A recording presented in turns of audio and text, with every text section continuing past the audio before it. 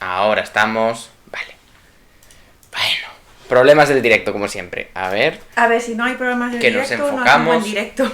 Ya. Venga, te pa' aquí, como siempre. Pues... Joder, llevamos ya 50 programas casi. Y aquí seguimos igual, ¿eh? Hay cosas que desde luego no varían. No, a ver, es lo que lo que he dicho, marca de la casa. Si no- Pero bueno, a ver. Algo siempre tiene que salir mal, ¿no? Entonces... Bueno, que sea leve. Pues aquí estamos una semana más, después de no haber podido emitir la semana pasada por Por la vida. la vida. Pero vamos a comprobar un momento el audio, simplemente que se escuche. Vale. Pues ya está.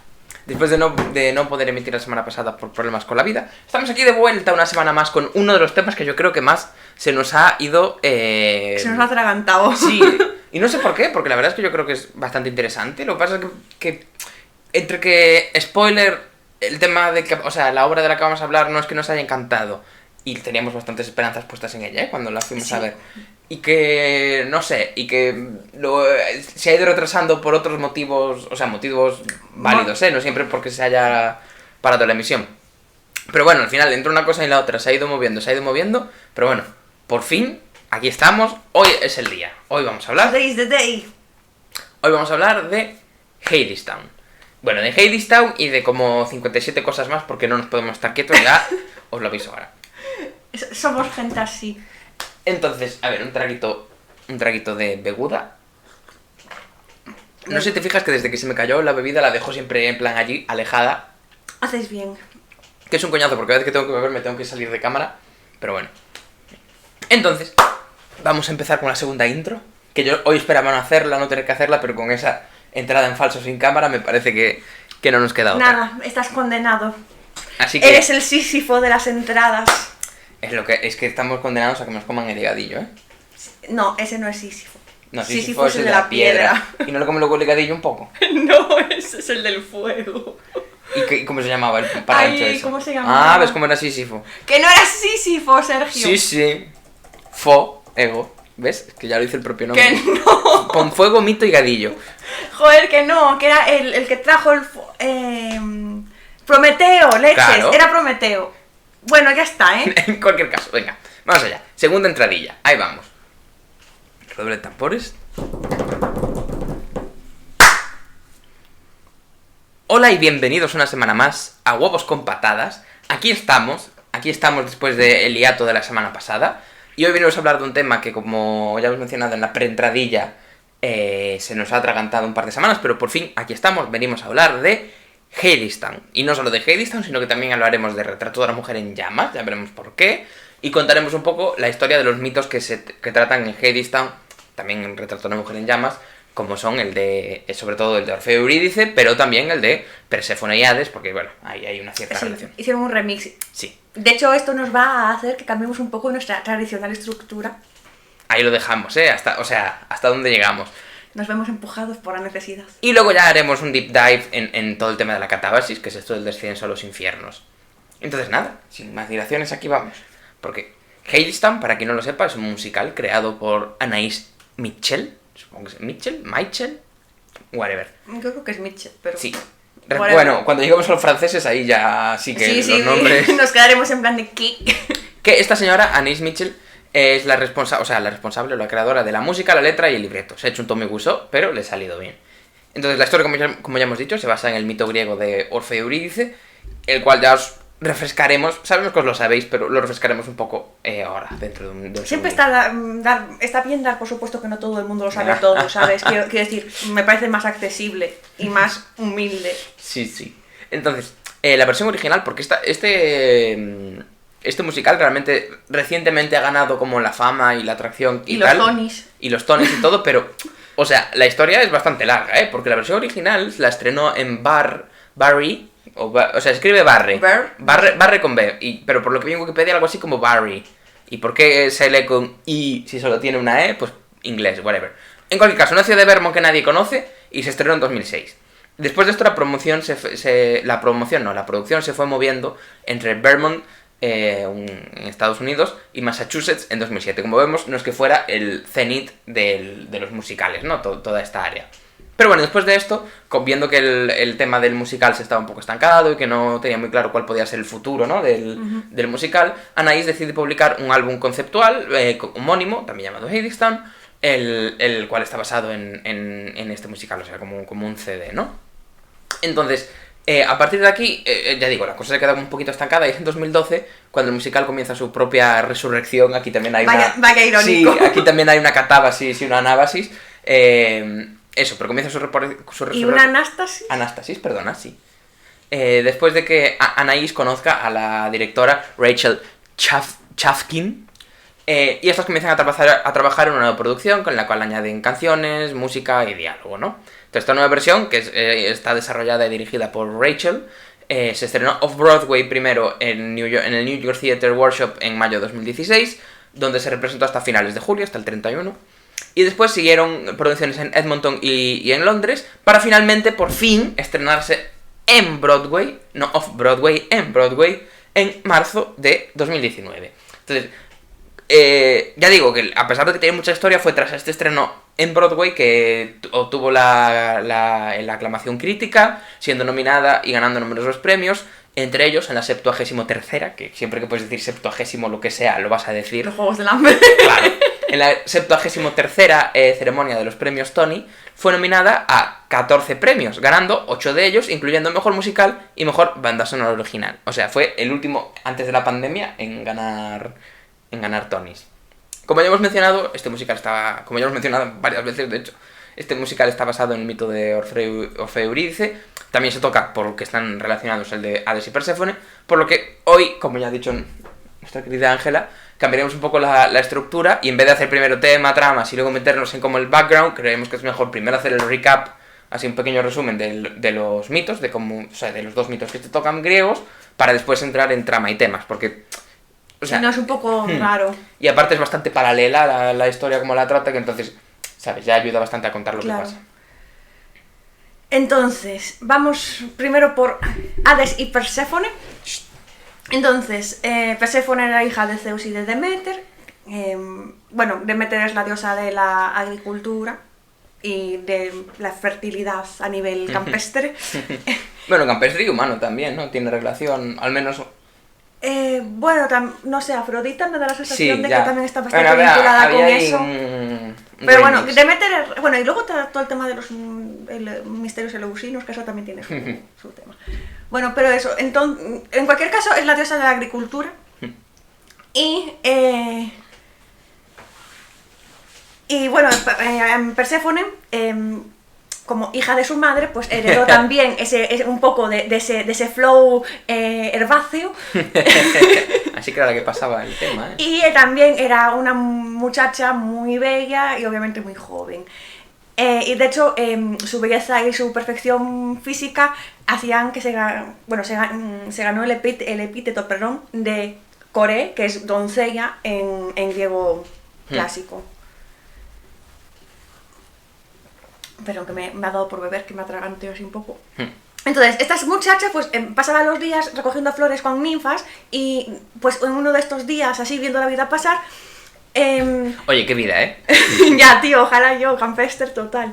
Aparece un carro tirado por caballos negros, así como un camaro, ¿sabes? Y que se paró a su lado y de repente Tito Hades bajó de él y la invito amablemente a subirse ahí una ride como mi bike. Entonces, obviamente esa invitación realmente no fue nada amable, sino que fue un secuestro con todas... ¿Pasa para aquí? Sí, fue un chorrimangar que no veas. Fue un secuestro con todas las de la ley, porque Hades, dios del inframundo, se había cansado de estar en el inframundo, básicamente, y se había encaprichado de la joven. Así que decidió unilateralmente que debía ser su reina. Qué bonito. Qué bonito. O sea, no. Horroroso, horrible, horripilante. Deméter estaba desesperada buscando a su hija y nadie sabía o nadie quería decirle dónde estaba. Porque de hecho, Zeus, por ejemplo, sí que sabía de su paradero, pero en realidad ni se atrevía ni en realidad le apetecía demasiado decirlo. Porque su relación con Hades, que era su hermano, estaba un poquito en la cuerda floja. Y es que se habían repartido el pastel de lo que es el universo tras la la titanomaquia, si mal Sí, no tras recuerdo. cargarse a Cronos, así contándolo rápido y mal.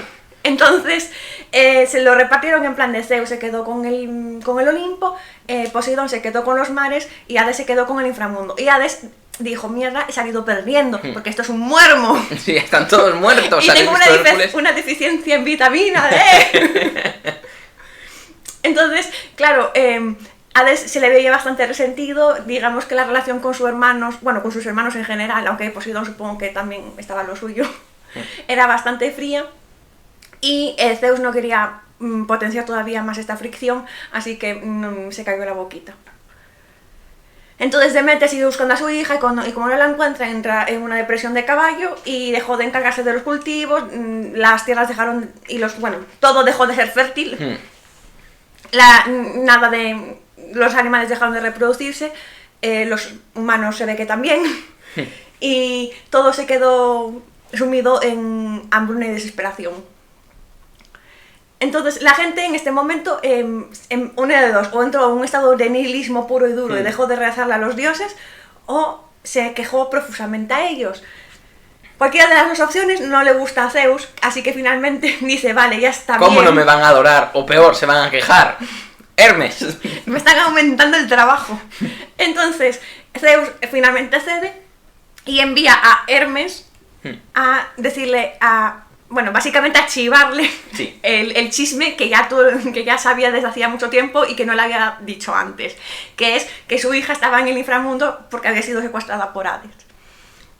Entonces Hermes obedece, va veloz como un relámpago y se encuentra con Demeter y le dice, mira, tu niña está en el inframundo, guapa.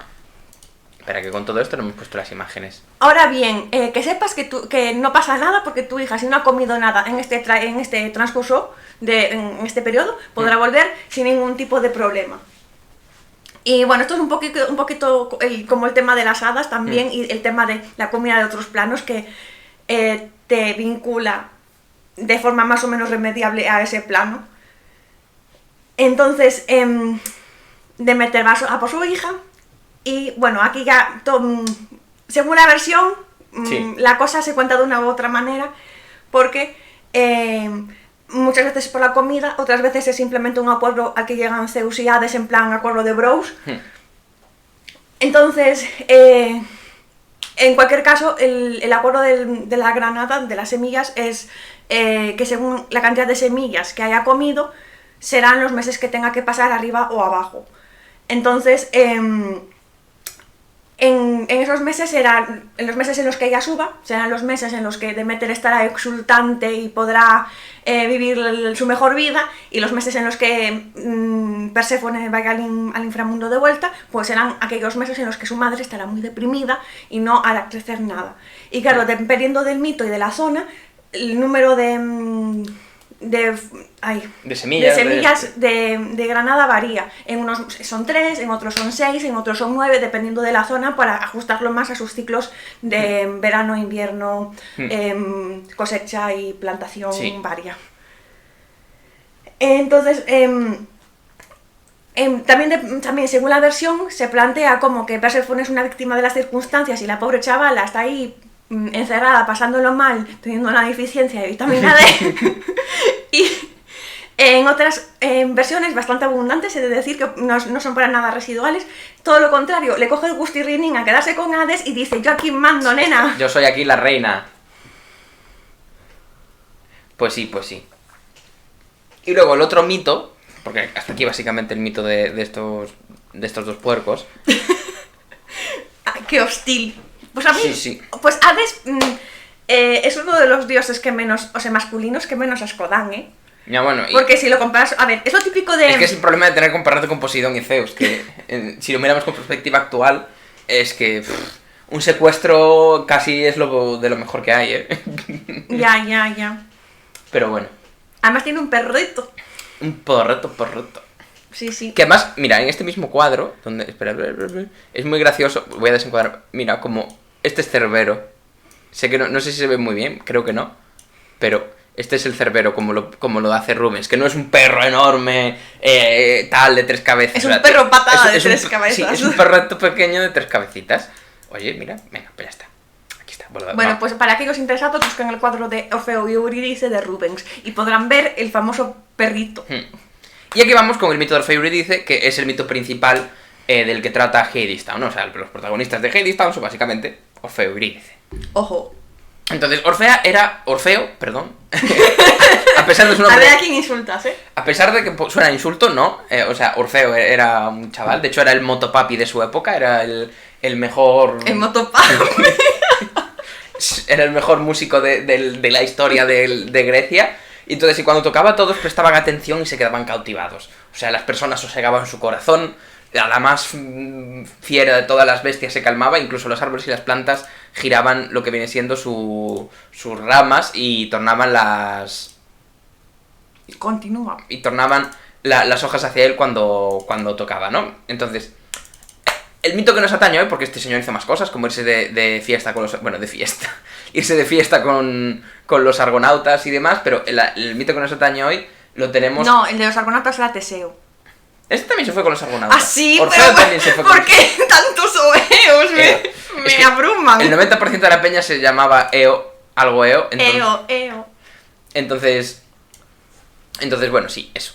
Que todo esto empieza, el mito de Orfeo y Eurídice empieza en sus nupcias, lo que viene siendo una forma pija de decir en su boda. En su bodorrio. En el bodorrio, total y completamente. En la casación. Entonces, eso. La cosa es que en la boda de este señor, tras el banquete, Aristeo, que era uno de los invitados y otros invitados, pues se pasaron un poco lo que viene siendo con el drinking. Con el drinking. Entonces, este señor Aristeo, que ya veremos ahora que era un pedazo de mierda digno del propio Zeus. ¡Qué sorpresa! Sí. Pues este señor... A ver, espera, que estamos aquí organizando todo esto. Por favor, Sí. no me deslumbre. Tarde. Así. Pues eso. Este señor... se había pasado bebiendo y como era un pedazo de mierda, pues aprovechó que Orfeo estaba atendiendo a otros invitados para agredir, y no solo esto, sino además intentar violar a Eurídice, la cual, pues, echa pies en polvorosa y se va al jardín, y mientras corría una serpiente le muerde y muere en el acto. O sea, Le muerde un pie. horripilante. Ya, es que por encima un pie, imagínate que te A ver, es que ¿dónde engancha Bueno, ya, normalmente? No te va a saltar la nariz, ¿no? ¿Te imaginas? Bueno, nunca se sabe. Pero a ver, es lo más obvio. Lo que pasa es que en los pies luego sube para arriba que da gusto. Ya. Pero bueno, esto obviamente dejar que tu mujer se muera el día de tu boda, pues no mola. Y entonces el señor, a pesar de que era el motopapi de su época, pues se retira de la música, no vuelve a cantar y se va por ahí vagando por el mundo como alma en pena. Entonces, este señor un día recuerda el mito de Hades y Perséfone.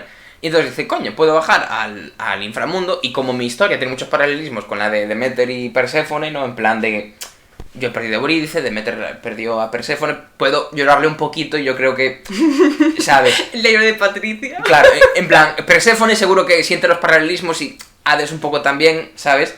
Entonces, a lo mejor puedo apelar ahí un poco a la patata para lo que viene siendo que me dejen llevarme a Eurídice de ahí. Entonces... baja al inframundo, que te parece no ser el mayor de los problemas, a Caronte le paga con una canción, a Cerbero lo echa a dormir también con una canción, en Con plan, un temazo. con un temazo de duérmete Cerbero, duérmete ya. Y a pesar de que con Hades y Perséfone tiene más dificultades, porque el tener que cantarle a ellos es un poco más fuertote, ¿no? Pero bueno, acaba convenciéndolos con su música, que hechiza todo el inframundo, en plan, todo el bajón que había en el inframundo se va durante ese momento y todos se quedan ahí... en plan, anonadados. Le metieron música pasti, pasa lo que pasa. Entonces, a pesar de esto, Perséfone no simplemente le dice, oye, aquí tienes a Eurídice, podéis iros, no pasa nada, sino que para poder salir para que Eurídice pueda salir del inframundo sin ningún problema y vivita y coleando, Orfeo ha de marcharse en completo silencio del inframundo, mirando para adelante sin poder girarse en ningún momento, mientras que Eurídice lo sigue detrás en completo silencio. Entonces... la cosa es que Orfeo, mientras caminaba, empezó a dudar de que Eurídice realmente la siguiese, pues no escuchaba ningún tipo de ruido, ni un paso, ni una respiración, ni un rozamiento, ni nada. Entonces cada vez tenía más miedo de que esto fuera un arte, porque al final, claro, estaban tratando con el rey y la reina del inframundo, ¿sabes? Que pueden, no, o sea, pueden dar no tanto asco como los otros, pero siguen siendo dioses griegos, ¿sabes? O sea, puede ser ahí un engaño, ¿no? Entonces... como cada vez dudaba más y no se miraba atrás y no miraba atrás y siguió caminando hasta que empezó ya a ver la luz al final del túnel Y el punto en el que el sendero ya empezaba a subir para ascender al mundo de los vivos, cuando ya solo faltaba un par de pasos, pues no pudo aguantar más y se giró para mirar atrás. Y allí vio que efectivamente Eurídice le llevaba siguiendo todo este rato, ya la vio en plan con las lágrimas en la cara, ¿no? Porque obviamente al verlo girarse ya sabía lo que iba a pasar, y entonces el viento de la muerte pues la fue El pedo de la muerte. la fue alejando. Entonces ahora aquí podemos ver... No, aquí podemos... ¡Ah! Ah, ¿Dónde se ha ido Orfeo? Eurídice? ¡Ay, no está! ¡Ay, ¿por qué no está? Nos han robado al cuadro de... Pues nada, pues no está. Nos han robado el cuadro de El cuadro Eurídice cayendo. sí. Sí. El cuadro este dramático. Bueno, Pero muy dramático. bueno, a ver. Problemas del primer mundo. A ver, aquí está. Lo ponemos ahora. No pasa res de res. Pues me da a mí que no es compatible. Ah, no Juan. lo quiere. Debe ser que es un web de estos. Sí. Pues nada, oye, otro día. Pues bueno, sí, es un cuadro. O sea, hay muchos cuadros de Orfeo y Eurídice, o sea, del momento en el que se da la vuelta. Pero bueno, este era especialmente dramático y nos gustaba. Pero sí, eso, básicamente, como se da la vuelta en el último momento e incumple el trato, entonces Eurídice ha de volver al inframundo. Entonces, a partir de aquí, Orfeo, después de perder 2 veces a su mujer, pues bajó como un alma en pena, sin descanso, hasta el día de su muerte a manos de las Ménades, que eso es otro drama, que básicamente estas señoras lo intentaron matar, las armas que usaron no lo mataron porque era demasiado guapo, bonito, perfecto, cantante. Esto es así, o sea, decía eso la enciclopedia. Entonces las Ménades tienen que pasar a matarlo con sus propias manos y lo desgarran. Aquí hay, según la versión del mito, es como venganza por otra cosa, o porque las 3 todas lo quieren y entonces simplemente se vuelve... lo rompen. Son unas fangirls. Sí, lo rompen y en un intento de cada una quedarse con él. En cualquier caso es que le cortan la Es que de verdad, es que es increíble que... el salseo, sí. No solo el salseo, sino el hecho de que es como una estrella del rock y Sí, que... sí, es un motopapi, yo ya lo he dicho. O sea, es en plan, Orfeo es una estrella del rock que es despedazado por sus propias fans. O sea, increíble. Ya digo, es según la versión del mito, ¿eh? Pero bueno. No, me gusta esta versión. Ya. La otra versión es porque están resentidas por algo. Sí, ahora no me acuerdo del que exactamente, pero bueno. Y lo que es muy gracioso es que le acaban, en cualquier caso, le acaba arrancando la cabeza y esta sigue cantando, o sea, no se calla, es rollo Hamilton, que no se callan debajo del agua. Que estaba ahí con todo el balazo ahí en el pecho. Y como no se calla, le tira la cabeza al Ebro y sigue cantando durante todo el recorrido del Ebro, que esto o sea, se ve que pasó en España, además, o sea, se ve que Orfeo murió en España, cosas de la vida. Pues se lo lleva el Ebro hasta desembocar en el Mediterráneo, y después del Mediterráneo sigue cantando durante todo el Mediterráneo hasta que llega a la isla de Lesbos en Grecia, y allí ya lo entierran como Dios manda. Pero vamos, que fue cantando desde el Ebro hasta Lesbos, que es un rato, ¿eh? Cállate ya, por favor, te lo pido. Y bueno, y con esto ya podemos pasar a la comentación. Sí, a trama, temas y mundo del musical en sí, del cual aquí tenemos pues algunas imágenes, ¿no? En plan, en esta frame que tenemos ahora, pues tenemos a Perséfone cantando, con Eurídice, que es la chica que está así bien iluminada justo detrás, y al lado está Orfeo en plan también de pie. Que Orfeo es Riff Carney, que es el de... Atentos. Es Dorian Gray en Penny Dreadful, ojo, cuidado. Sí, y es siempre da puntos. El videoclip de Taylor Swift de I Know You Were Trouble es el tío también, el tío que es un trouble. Sí. Bueno, y ya veremos. Pero bueno, entonces, personajes, tramas y temas que se dan en Hadestown. Pues Hadestown, bueno, aparte, a ver, podemos hablar un poco también de la música. En principio, yo sinceramente... O sea, si hay grandes rasgos, ya hemos dicho que es un musical que no nos ha enamorado. Y mira que creo que precisamente porque le teníamos mucho hype y muchas ganas, es por esto que no nos ha enamorado tanto, quizás. Pero bueno. Bueno, a ver, yo saqué de ahí un par de himnos, sí, pero... Sí, está bien, pero eso, tiene un par de canciones buenas. O sea, eso sí que es cierto. La de This is Why We Build the Town. En general el segundo acto es bastante más... Why We Build the Wall. Sí, lo he dicho fatal, perdona. Esto me pasa por no pensar cuando hablo. Pero sí, The Town. En general la música de la segunda parte, o sea, del segundo acto es bastante... En general el segundo acto es, mi punto de vista, que es bastante más sólido, pero bueno. Yo creo que es un poco que se retroalimenta. Como nos gusta más el segundo acto, nos hemos fijado más en las canciones y... Bueno, de hecho, This is Why We Build the Wall es del primero, porque es con la que se cierra el primer acto, o sea que... Bueno, ahí. Pero es cuando empieza... Pero es why we will the... Joder, bueno, sí. Hoy te voy ya del inglés chungo, ¿eh? Esta es la razón por la que hicimos el muro. Sí, en plan, ¿por qué hicimos el muro? Dijeron los alemanes. Pero bueno, ahora sí. O Trump. Personajes, trama y temas de aquí. Entonces... A ver, el primerito es sobre todo el tema del amor y la transgresión del orden natural, que realmente es tanto el mito de Hades y Perséfone como el de Orfeo y Eurídice van un poco de ese tema, de... o sea, bueno, el primero más bien es el orden natural y el segundo realmente es más centrado en la transgresión, porque realmente Eurídice acaba volviendo al mundo de los muertos porque es el lugar que le pertenece. Claro. Que es decir, es lo lógico. Y en este caso, pues se centran bastante en ese tema, o sea, es como tú has dicho, es bastante lineal y sigue bastante punto por punto. Que si no es una metáfora, sino que lo que hacen es como más bien un retelling. Sí, es bastante creo que usé la palabra por ahí paralelístico, que me la he inventado. Sí, hace un paralelismo bastante sí, evidente. Es cierto que actualiza ciertos temas y demás, pero sigue bastante fielmente lo que es el mito, ¿no? Entonces, ¿qué temas se cambian, no? ¿Qué macro temas se cambian? Pues aquí donde tenemos el tema de la muerte y del inframundo y demás, pues ahora aquí tenemos una especie de mesocapitalismo, o sea, aquí el infierno es el capitalismo, por así decirlo, el inframundo es el capitalismo. No es un capitalismo tardío como en el que estamos ahora, sino, bueno, tardío, actual, digamos, sino que se presenta un mesocapitalismo, por así decirlo, un capitalismo pleno sobre todo basado en la América en los Estados Unidos en la época de los 30, que además sí que es cierto que es sobre todo es una época en la que quizás ya estaba el mesocapitalismo empezando, o sea, el capitalismo salvaje, desregulado completamente, empezaba ya a tener un poco más de regulación y tal, pero aún estaba, sobre todo en América y tal, aún había bastante de esto, que ya no era finales del siglo XIX. Y además era todo extremadamente industrial. Pero sí que había este push industrial bastante grande. Entonces, lo que sí que se corresponde un poco más con una temática más del capitalismo actual, o de la problemática actual relacionada con el capitalismo, es que se nos muestra un mundo casi inhabitable, ¿no? Después de que los estragos de la maquinaria capitalista hayan dejado, en plan, el medio ambiente o el entorno, pues bastante destrozado y... Sí, básicamente te muestran una especie de cambio climático porque hay gente que se está muriendo de hambre porque hace mucho calor o hace mucho viento, sí. te insisten mucho en que las corrientes de aire son una amenaza. Luego también el hecho de que como Perséfone no está del todo a gusto porque todo es una mierda, básicamente, pues empieza a adoptar un comportamiento errático, lo cual es bastante peculiar en el sentido de que está muy relacionado con este tema de cambio climático, porque si Perséfone se vuelve cucu, todo se vuelve cucu. Claro, y además hay que tener en cuenta que también tiene un rollo como... No llega a ser steampunk, porque es más, o sea, el steampunk es más siglo XIX, ¿no?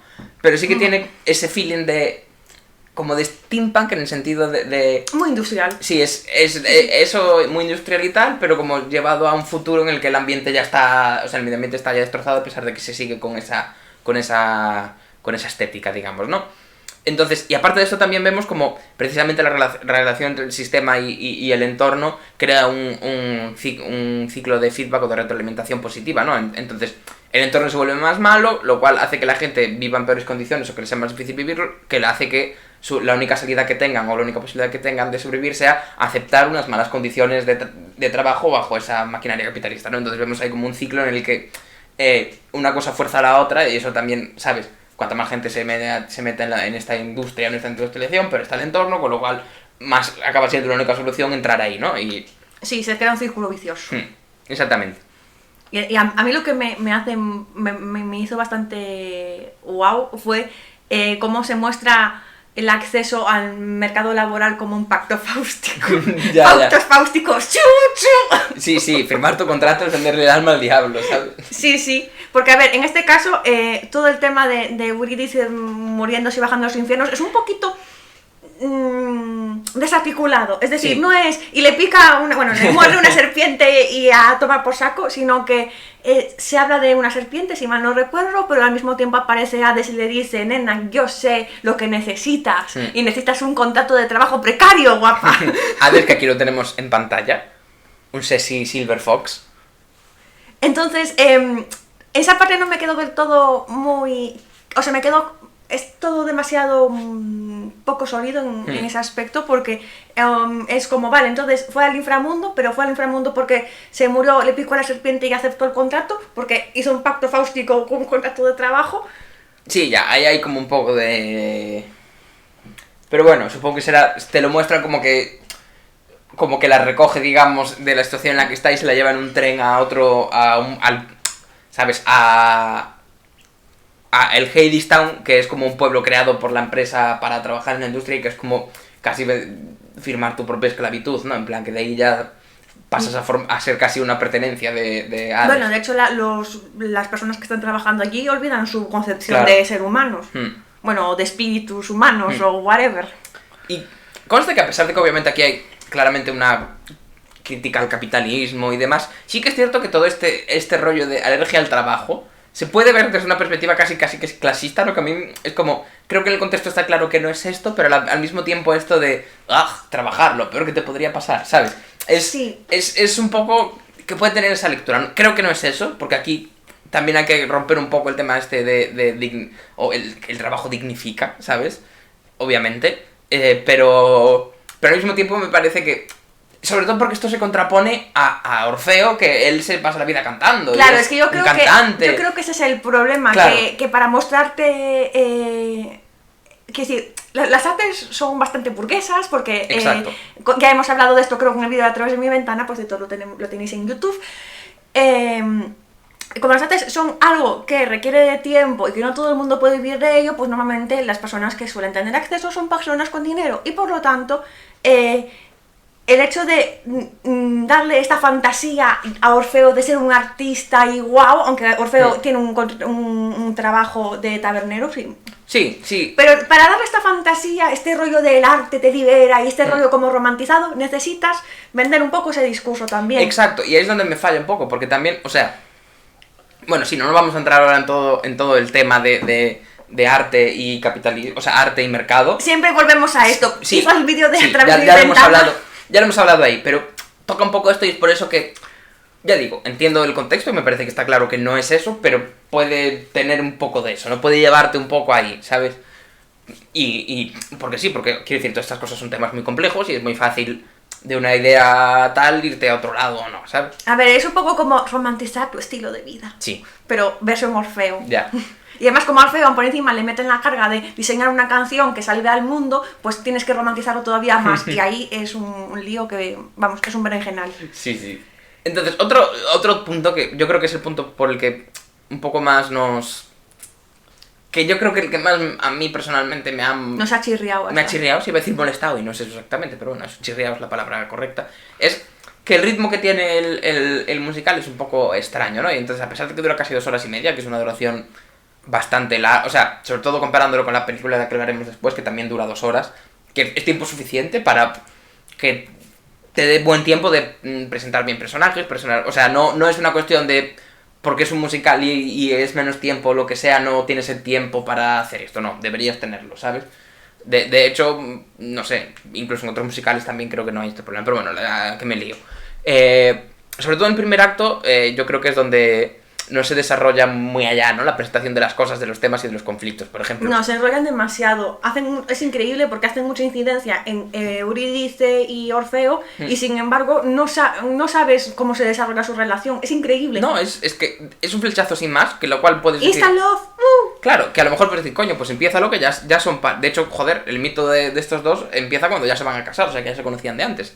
Quizá no hace falta que se conozcan en el pero si vas a mostrar eso, pues dale un poco más de chicha. Pero es que ya no solo que sea el que se conozcan, es que su relación no se desarrolla durante el primer acto para nada. O sea, se conocen, sí, tienen el flechazo y ya está. O sea, Orfeo la ve, dice que le piache y después se va a cantar y se olvida, pasa de ella, ¿sabes? Dejándola morir. Y es como... No sé, él se queda enfrascado haciendo la canción que salvará al mundo. Pero entonces no sé si es que no nos transmiten bien cuál es la tarea exactamente de Orfeo y cuál es la importancia de su tarea de que salve. Porque sí, te dicen, la canción que salvará al mundo, vale, ok, pero no sé, quizá no me han inmiscuido lo suficiente en el mundo o en la problemática que hay en ese mundo o lo que sea, como para que realmente entienda por qué un tabernero va a salvarlo a base de tocar una canción o por qué él sabe que esa canción salvará, ¿sabes? O cuál es la... no sé. Bueno, aquí, a ver, el mensaje sí que te intentan transmitir el hecho de que esa canción es la canción que la canción de amor de Hades y Perséfone que ellos olvidaron y que por eso todo está tan mal, porque Perséfone básicamente se ha convertido en una alcohólica, de esto ya hablaremos, Hades en un empresario abusivo, ya hablaremos, y entonces como que han olvidado su relación y quiénes son y todo esto, y entonces digamos que él está intentando traerla de vuelta, un poquito de lo que hablamos antes de que Orfeo buscaba empatía en Hades y Perséfone. Yo creo que es parte de ese juego, pero sí que es cierto de que se ha quedado un poco desinflado. Claro. Y bueno, que al final, igualmente, el tío pasa de Eurídice y deja que se muera, de repente dice, oh no, yo te quiero, o sea, te tienes que creer que aún así la quiere mucho y que se baja a los infiernos a salvarla para... Es que es un poco esta dinámica de la pareja desastre que siempre la caga y que... pero al final siempre intenta hacer algo para que lo perdones y vuelve a empezar el ciclo, ¿sabes? Cero responsabilidad emocional. Claro, es un poco esto, no, voy a bajar y te voy a salvar porque realmente sí te amo. Y lo peor es que... sorpresa, al final la vuelve a cagar, ¿sabes? Y Eurídice acaba quedándose en el infierno. Y la canción no salva al mundo, tampoco, ¿sabes? O sea, sí, le hace que les aquelle la patata un poco a Hades y a Perséfone, pero en ningún momento te dicen, y todos... que no es que me parezca mal, que no haya un final feliz, pero precisamente es en plan que este señor al final la lía bastante, pero nos tenemos que quedar como con que... No hay un momento ahí como de lucidez de que Hades y Perséfone recurran quiénes son, pero no me pareció en ningún momento que hubiera un revertimiento de... que sí, bueno, Perséfone se le veía un poco más feliz, supongo. Claro, y quiero decir que no me parece mal que hagan una historia sobre esto y que el final sea, chavales... Esto es una caca. Sí, con una canción no paras tampoco el capitalismo, ¿sabes? En plan, lo sentimos mucho, ¿sabes? Pero tampoco te deja eso. ¿Por qué? Porque además el final yo creo que ahí es donde patinan más, y es que intentan hacer como de repente un final circular en el que, ¿sabes? Cuando ya todo está perdido, no sé si es porque no quieren dejarte con esa sensación de que, todo salió mal o lo que sea, que es en plan, entonces, ¿para qué has hecho esto? Jolín, a ver, cuando te metes en el tema de Orfeo y Eurídice, sabes a qué vas, no me toques las narices. Claro, entonces, ¿por qué? Pero al final él acaba comienzan a tocar como la canción del principio, como si volviera a empezar el musical, ¿no? Sí, entonces, como que todo se reconstruye de alguna manera. Y esto, a priori, o sea... Tengo que decir, el tema del tiempo circular, con un mito griego, con el entendimiento que tienen los griegos del paso del tiempo, con la temática de la catábasis y la anástasis, o la anábasis, yo siempre... Es que anástasis y anábasis son conceptos relacionados, pero no significan esencialmente lo mismo, lo veremos próximamente. Sí, en cualquier caso, eso, que con estos conceptos cuadra muy bien y podría estar muy bien, pero me parece que tal cual te lo plantean, es como cuando no sabes cómo acabar una canción y simplemente dejas que haga el fade a negro, ¿sabes? Sí, pues esto es un poco lo mismo. Y volvemos a empezar con la primera canción y es como, no sé, me sí, parece... es como esta sensación de como no puedes subvertir el orden y todo tiene que ir girando, pues te giras tú con ello. Sí. Pero... ya, no sé, a mí no me acaba de cojar, o sea, tampoco quiero decir que sea horrible. No, a ver, es entretenido y tal, Sí. y a mí el concepto me parece matador en el sentido en el buen sentido de que yo cuando vi la sinopsis dije, ¡esta es mi mierda! ¿Sabes? Y yo creo que en nuestro caso es el problema, que el concepto está tan bien que no le hace bien al musical, al menos, ya digo, en nuestro caso, ahora estamos dando nuestra opinión más bien personal, ¿eh? Sí, a ver, no es que sea mal, o sea, no es un mal musical en absoluto, pero sí que es cierto de que hay muchas cosas que nos resultaron como chirriantes. Y tiene buena música, buena ambientación, buen staging, o sea, está bien dirigido, bien actuado, todo bien. Como ya decimos, aparte, el segundo acto es bastante más sólido, pero sí que es cierto también lo que decíamos de que es muy paralelista, quizá podrían haber no simplemente hecho un retelling, o sea, sí, hacer el retelling, pero no solo actualizar la estética, o sea, no solo actualizar, vale, pues ahora en vez de ser en Grecia, es en una sociedad occidental actual. Mismamente podría haber sido en Nueva York de los años 30, ya que usan esa estética. Sí, no, pero quiero decir que sí, aparte de actualizar un poco el escenario y tal, y que sí, en vez del inframundo es el capitalismo y tal, podían haber entrado temáticamente un poco más, ¿no? Y desarrollado un poco más, ¿no? Pero bueno, ahí ya... En cualquier caso, es una oportunidad desaprovechada. En plan, es eso, es que el concepto te seduce tanto que luego la ejecución dices, upsí. a pesar de que hace un buen trabajo recontextualizando, que eso es un poco lo que yo digo, un poco de la estética, ¿no? De que actualizan ciertas cosas, ¿no? Como... Es que, a ver, Perséfone se da al alcohol, quiero decir, que me pareció súper interesante, la verdad, porque, quiero decir, es como lo que comentaba antes de el tema del cambio climático y el tema de Perséfone teniendo comportamientos erráticos juntos dentro del mismo concepto y alimentándose mutuamente, porque realmente en este caso el cambio climático es Perséfone estando amargada. Claro. Entonces, Perséfone básicamente sus conductas erráticas empiezan con el hecho de que ella tiene que tomar un tren para salir de Hadestown y un tren para volver. Entonces, digamos que se suele retrasar bastante en sus idas y venidas, sobre todo en sus venidas, porque cuando normalmente se entretiene bastante cuando está por allí en las épocas veraniegas, que hace un calor matador, y la señora está ahí, venga, que corra el vino. Y claro, intenta sobrellevarlo como puede, porque además dice que Hades ya no es el mismo, que solo piensa en... los business. En el business y claro, precisamente Hades, que es un empresario sin escrúpulos. Hermes, es el narrador. Bueno, Hermes es interesante por el hecho de que, como es el típico marujilla que todo lo ve, que todo lo sabe, que siempre se enteraba de todos los marujeos y que estaba ahí a tope, pues Hermes es el narrador y es el que te va contando así un poquito a ritmo de jazz de qué va el tema, ¿sabes? Sí, no, y que eso está muy bien. Y luego, por ejemplo, el Orfeo, que pasa a ser un pesado de la guitarra, lo cual o sea, tal como lo digo, parece que me estoy riendo, pero me parece que está bien traído, ¿sabes? O sea, sí. El pesado de la lira pasa a ser el pesado de la guitarra, que te toca Wonderwall. En cualquier momento. Wonderwall. Y sí, pero bueno, sí que nos ha dejado en general esta sensación de... Ay, podría haber estado más chachi, podría haber sido algo un poco más... con más miga y con más chicha. Bueno, es verdad, Eurídice, que en plan hemos hablado de Orfeo, en plan en su reconstrucción, o sea, bueno, recontextualización, mejor dicho, pero de Eurídice, que es una muchacha de estas de hecha a sí misma, que ha ido, que es una vagabunda, básicamente, va de aquí para allá sin ningún tipo de intención de quedarse en algún sitio en concreto, porque todo le parece hostil, tanto a nivel climático como a nivel emocional. Hasta que ve a Orfeo y como y Orfeo le dice, oye, ¿te quieres casar conmigo? Y ella, vale. Bueno, al principio hace como, me cago en la leche. Sí, otro pesado de la guitarra. Otro pesado de la guitarra, intensito, pero luego cede. En vez de Wonderwall toca fa, la, la, la, la, la, la. Pero es que, a ver, es cierto de que como vive una vida tan desesperanzada, le cuesta, ya, pero... A ver, normal, lo tengo que decir. Pero luego se deja seducir por la esperanza, ¿sabes? De a lo mejor, aunque luego, pues, bueno, todo se va un poco a la porra. Vale, bueno.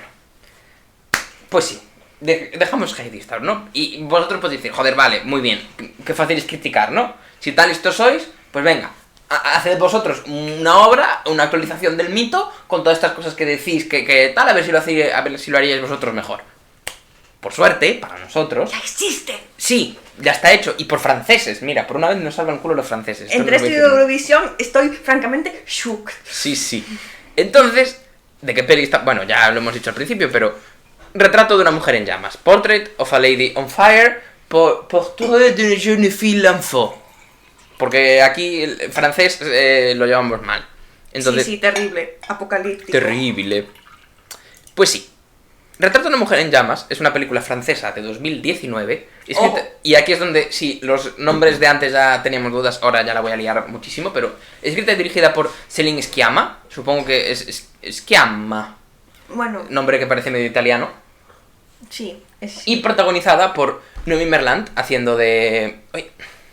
Se me cae esto casi. Con Noémie Merlant haciendo de Marianne y Adèle Haenel haciendo de Eloise. Entonces la película está ambientada en Francia al final del siglo XVIII y nos cuenta la historia de cómo una pintora, Marianne, es contratada para retratar en secreto a Eloise, una aristócrata que hasta ahora se ha negado a ser retratada, ya que este es el retrato que se le mandará a su futuro esposo para que acepte. O sea que antes, esto ya lo hemos hablado con Henry de Horny y demás, era muy común porque no había fotos y demás, cuando había un matrimonio de estos de... En el capítulo de Six, está en YouTube también, correcto, visítenlo. Cuando no había fotos ni nada, cuando se hacía un matrimonio de estos de conveniencia entre aristocracia, antes se le mandaba un cuadro de la señorita Hay que vender el al producto. señor, claro, para que supiera que lo que estaba comprando era buen producto, ¿no? Entonces, claro, ya se estaba negando a ser retratada, dado que esto es lo que, digamos, sellaría la poca libertad que le quedaba, ¿no? Entonces, la cosa es que entre estas dos jovenzuelas surge un romance. Claro, surge un romance entre ellas, pero que saben que acabará pues al mismo tiempo que se acabe el cuadro, ¿no? Entonces, ya, es bastante tal. Entonces la película fue nominada a la Palma de Oro del Festival de Cannes de 2019, mismo año en el que fue nominado también Hadestown, aunque Hadestown va mucho más atrás, empieza en 2006 su historia, pero bueno, sí, hay un cierto tal. Y ganó la Palma Queer y también el premio al mejor guión de Cannes. La Palma de Oro pues no la ganó. Entonces, ¿qué temas hay aquí que nos resulta? O sea, ¿qué trata mejor Retrato de una mujer en llamas con respecto a Hadestown? Pues por ejemplo, en el tema del amor y la transgresión del orden natural, aquí, o sea, porque es muy fácil caer en la idea de que, claro, Retrato de una mujer en llamas, como son lesbianas. Claro, como son lesbianas, que esa es, digamos, la transgresión, ¿no? En su amor. Mariana la lesbiana. cuando para nada, de hecho, o sea, bueno, obviamente, podría llegar a ser el caso, pero en este caso no es. Hola, Imaginavit, ¿qué tal? Muy buenas. Bienvenido a IE. Sí, bienvenido, bienvenida. ¿Qué tal? Gracias por comentar en el chat. Por primera vez, además. Sí. Que nos lo está llevando aquí. Nos ha salido un brillito. Sí. Pues eso, que no solo por ser un amor sáfico, sino que es más el tema de cómo se a ver, que no nos lleguen a romper, ¿no? Pero te pone de manifiesto los roles de la mujer en la sociedad y como estos roles son férreos es muy difícil salirte y tienes como una serie de opciones. Pues puedes casarte, irte a un convento, dedicarte al servicio de una familia rica, que también sale Sí, eso solo si eres pobre. O tener un trabajo liberal como Marianne, que también tiene sus cosas, ¿no? Es pintora, claro. Y aquí hay una conversación acerca de... Claro, porque por ejemplo, ¿sabes? En plan, lo típico, Eloís le dice, no, tú eres la verdadera libre porque, en plan, tienes un trabajo y puedes ir por ahí, no te tienes que casar y puedes elegir eso. Y ella le dice... Estaba hablando de una peli, correcto. Estamos hablando ahora mismo de... hemos hablado antes de Hadestown, que es un musical, y ahora estamos hablando de Retrato de la mujer en llamas, película francesa de 2019, que quizá puedo cambiar el título ya que estamos, ¿no? Mira. Buena idea. Y lo voy a tener que hacer más pequeño. Retrato de una mujer en llamas. Que en llamas de fuego, no en llamas de... ¿Te imaginas que fuera Retrato de una mujer montada en una llama? En varias llamas. Una perna en cada llama. Pero bueno. Pues sí. Y estamos hablando de esta película y después de hablar del musical de Hadestown, porque los dos están basados o cogen bastante del mito de Orfeo y Eurídice, ¿no? Y también un poco del de Perséfone y Hades, pero sobre todo el de Orfeo y Eurídice en esta película, el mito griego. Sí, en este caso juraría que sí, lo de Hades y Perséfone sale solo un guiño porque Marianne se hace un autorretrato para dárselo a Eloís y me pareció ver que era las metamorfosis de Ovidio y salía algo de una granada y dije, bueno, pues esto es lo que es. Y eso. Y básicamente eso, que lo que... aquí la transgresión que hay va un poco por eso de... Y también vemos que el cambio pasa de ser de que el infierno es el capitalismo al infierno es el patriarcado. O el sí. Both.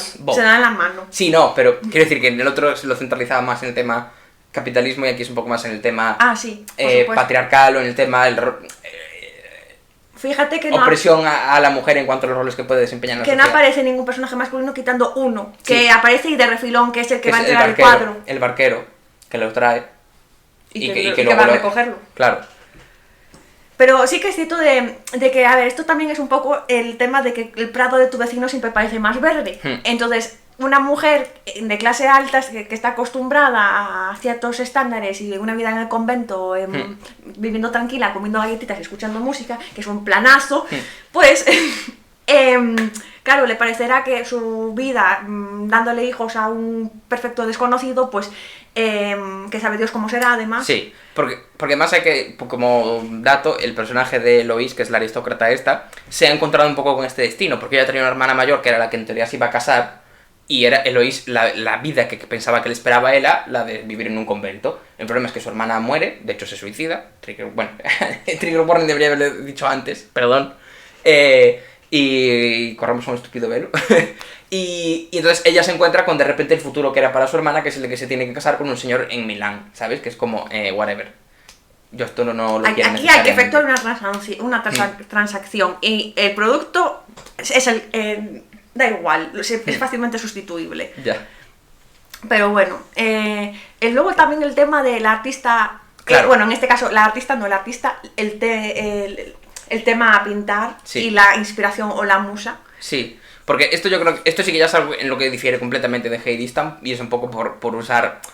O sea, en el caso de Orfeo también era artista, ¿no? Era músico, pero aquí como es un artista plástico, pues juega un poco más también con esto. Sí, a ver, también es cierto de que la relación de la mujer como musa se ve más en el arte que Plástico, sí. en el arte plástico. De hecho, si no mal no recuerdo, este cartel era de las Guerrilla Girls, que decía que un 90 y pico % de las mujeres que estaban no sé si era en el Guggenheim, eran mujeres retratadas, Sí. no mujeres artistas. Claro. Entonces es súper interesante. Que decir, te permite explorar bastante más todo eso que si fuera un músico, porque a ver, en los músicos también se peca mucho de sí, es mi musa y yo compongo Wonderwall, pero en el arte se ve de forma más evidente, en el arte plástico. Y además me parece muy interesante cómo hacen los paralelismos entre la mirada del artista y la mirada del amante, lo cual es, o sea, en el caso concreto de la relación entre estas dos, o sea, en el caso individual es eso, comparación entre la mirada del artista y la mirada del amante, y desde un punto de vista más abstracto es también la mujer como sujeto en el arte, que es esto que decías tú, y la mujer como objeto bajo el patriarcado, digamos. Uh-huh.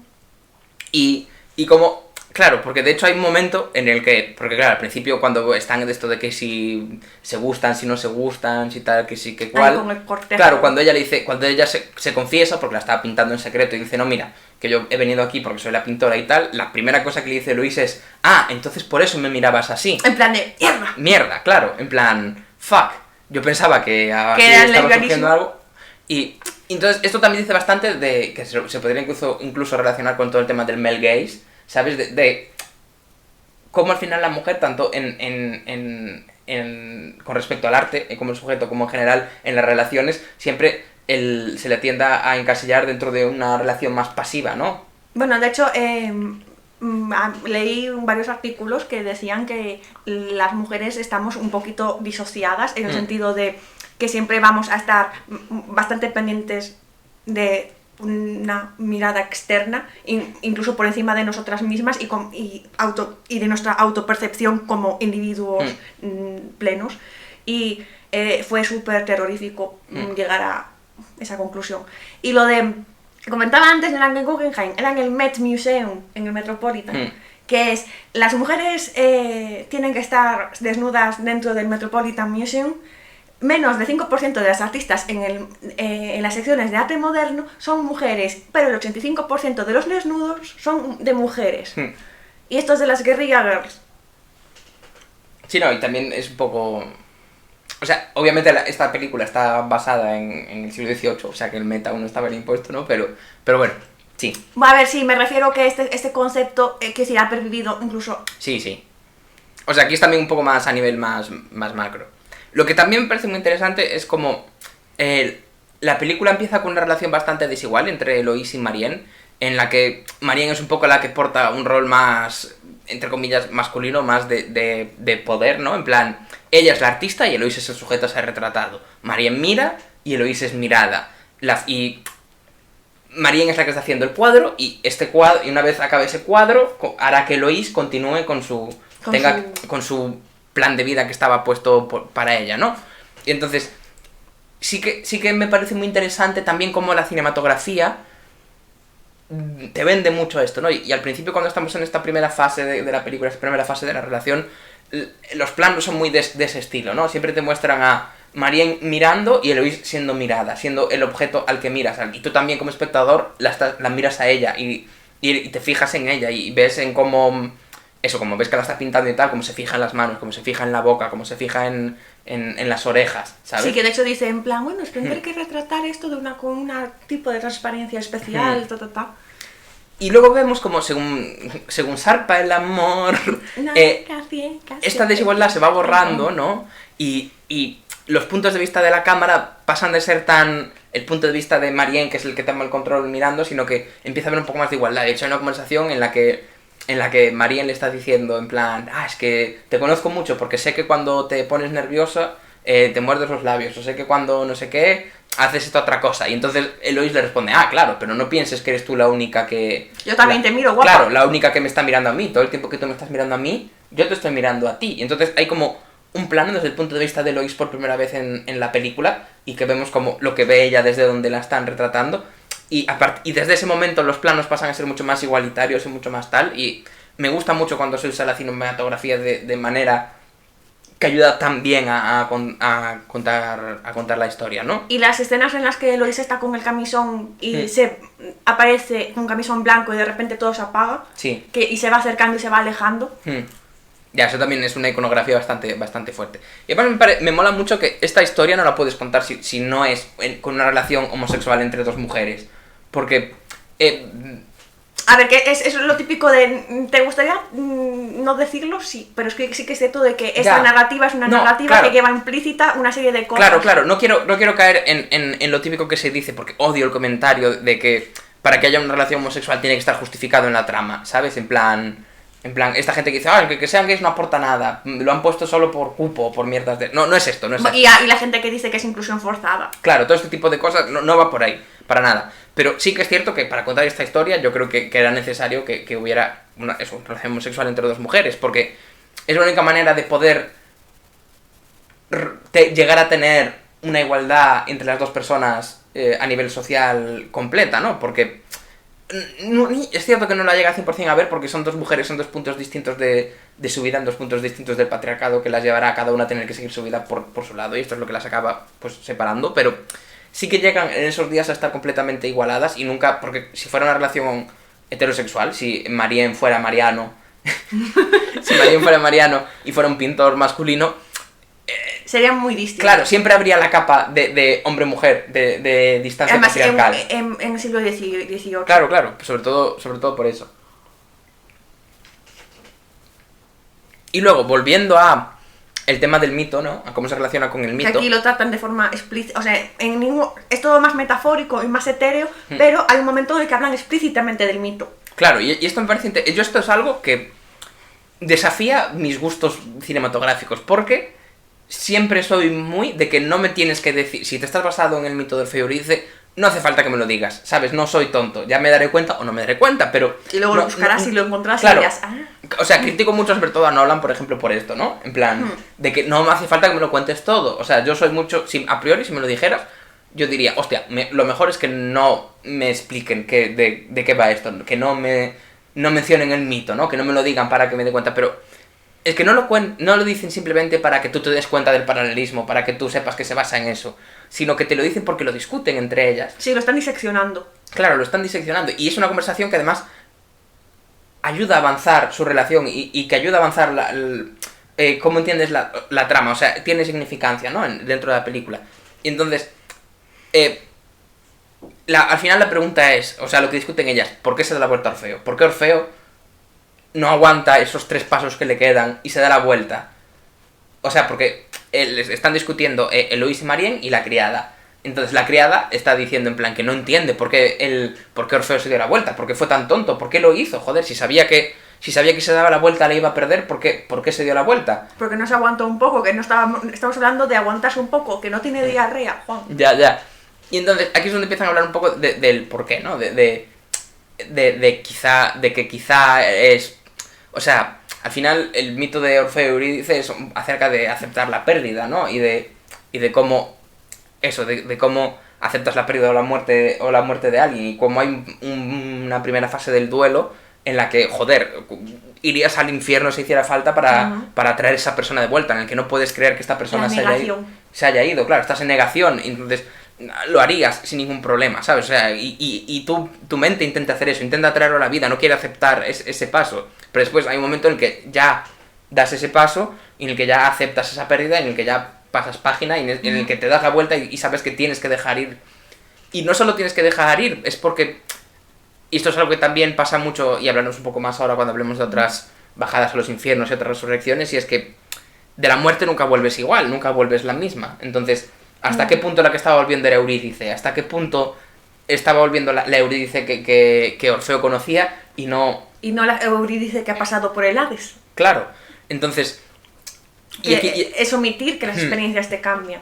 Y aquí es donde llega una de las frases claves de la película, que es cuando le dice, quizá fue Eurídice la que le dijo, gírate.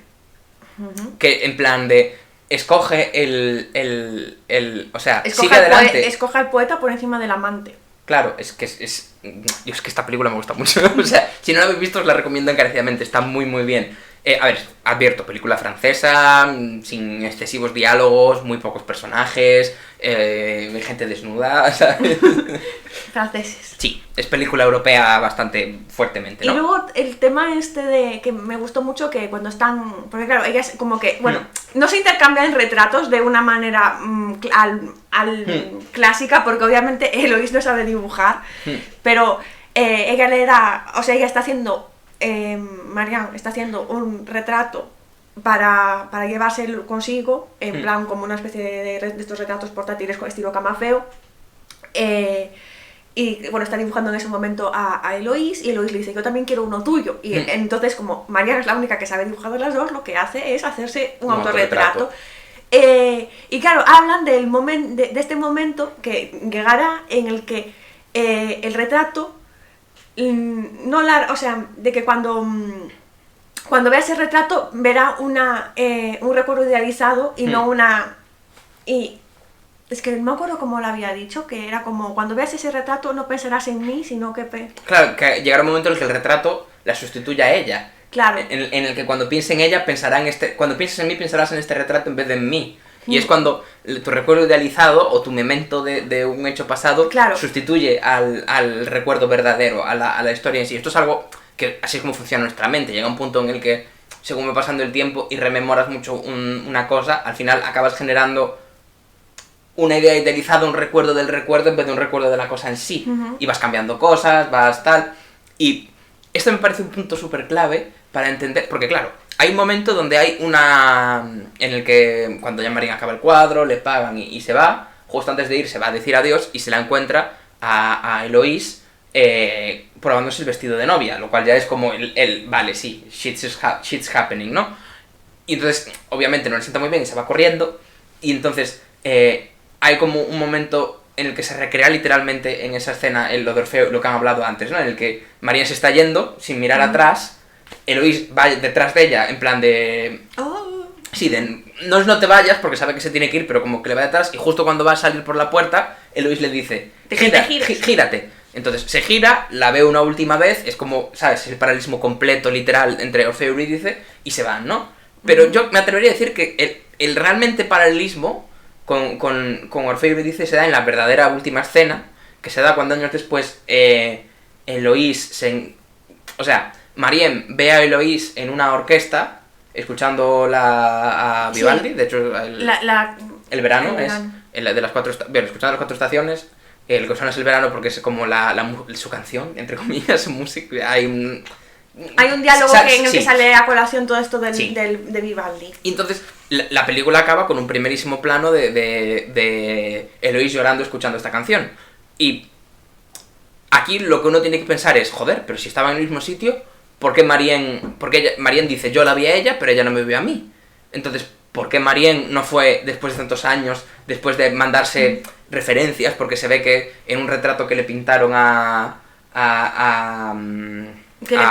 Eloís hay una referencia a Marianne, etc. Sí, es la página en la que está el retrato, sí. Sí. O sea, como que Bueno, el libro de las metamorfosis, lo vi yo, claro. Claro, y también Marianne hace el retrato de una mujer en llamas, que hace referencia a Eloy. O sea, que se habían mandado como en código, no se los habían mandado directamente, pero habían mandado al mundo mensajes de eso. Con notitas. Entonces, ¿por qué no la va...? ¿Por qué no...?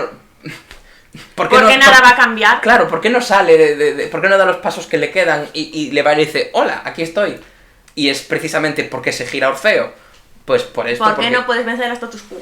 Claro, y aquí me parece muy bien que es precisamente, ¿ves? Aquí la historia acaba mal, el sistema gana, y estas mujeres que pueden haber tenido una relación muy bonita entre ellas, o no, a lo mejor se acaban enfadando, pero no se puede desarrollar esto por estas cosas, ¿no? A lo mejor ambas, a lo mejor tienen una relación muy bonita, se acaban enfadando y que les quiten lo bailado. No, ya, pero quiero decir, porque ninguna al final son dueñas completas de su destino. Nadie lo es, Pero bueno, es cierto que siendo una mujer en el siglo XVIII, menos todavía, ¿sabes? Pues eso. Estas son más atado de pies y manos. Atado de pies y manos. Y aquí es donde el final me parece que, a pesar de que es un final que acaba mal, entre comillas, o sea, tampoco acaba mal terrible, pero bueno. Es amargo. Sí, no acaban todos felices comiendo perdices. Y es lo que me falta un poco antes, ¿sabes? De que puedes acabar mal y que o sea, puedes acabar mal en el sentido de no acabar felices y comieron perdices y que la peli quede, o sea, y que la historia quede bien, ¿sabes? Y quede cerrada y quede... Joder, ya digo, a ver, es que a mí quizás que Retrato de una mujer en llamas me parece un peliculón, Es que es un peliculón. Pero bueno, sí. O sea, orgullosa estoy de haberlo traído hasta casa. Ya. Es en plan, a veces traigo caca, pero cuando no traigo caca. Y luego aparte, lo hemos mencionado, pero la fotografía es súper chachi. Los colores, el uso de los colores, claro, amazing. Se nota un montón el que claramente toca el tema pictórico, ¿no? O sea, no es casualidad. De hecho hay un paralelismo entre un cuadro de estos de...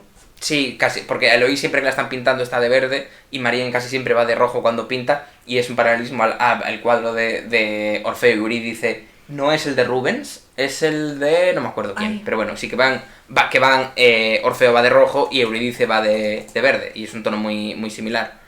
Sí, es el de... a ver, que lo están buscando aquí. Bueno, tú sigue hablando, sí. No te pasa nada. Pero bueno, y con esto ya vamos acabando las dos películas, pero no acabamos el podcast, porque ahora vamos a entrar un poco en... ¡Tachán! Bueno, Sí. En general a Orfeo se le representa de rojo casi siempre.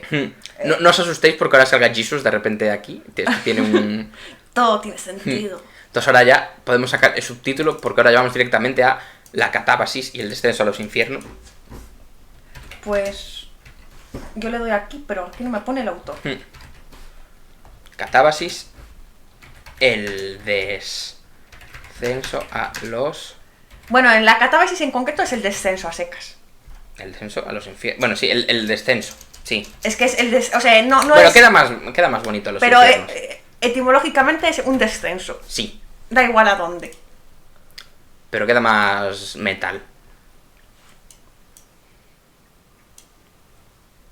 Espera, es más, soy monger. Era este, ¿no? Lo que... sí. Christoph Willibald von Gluck. O sea, su madre en bicicleta. Entonces, ahora vamos a hablar de la catábasis, porque esto, a pesar de que obviamente está basado en el mito directamente de Orfeo y Eurídice, hay muchos más mitos.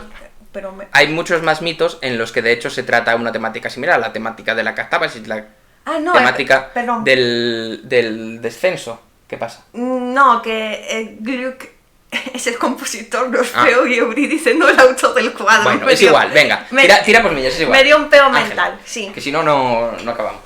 Vale, tranquilo, Vale, pues eso, el concepto de catábasis y anábasis. La catábasis es un descenso, normalmente se refiere a un descenso a los infiernos, y la anábasis es un ascenso, normalmente se refiere a un ascenso muy vinculado con la resurrección, aunque el concepto de resurrección va en una parte, porque la resurrección es anástasis, y es precisamente la misma raíz etimológica que anastasia. Anestesia. Entonces, la anábasis es un ascenso y la anástasis es una resurrección con todas las de la ley. Vale. Pues, estos conceptos, a pesar de que etimológicamente son griegos, sí que son conceptos que traspasan culturas y que resuenan con nosotros y como humanos. Y que, como ya hemos visto, no son conceptos necesariamente sujetos a una literalidad, aunque sí que están bastante al servicio de la narrativa.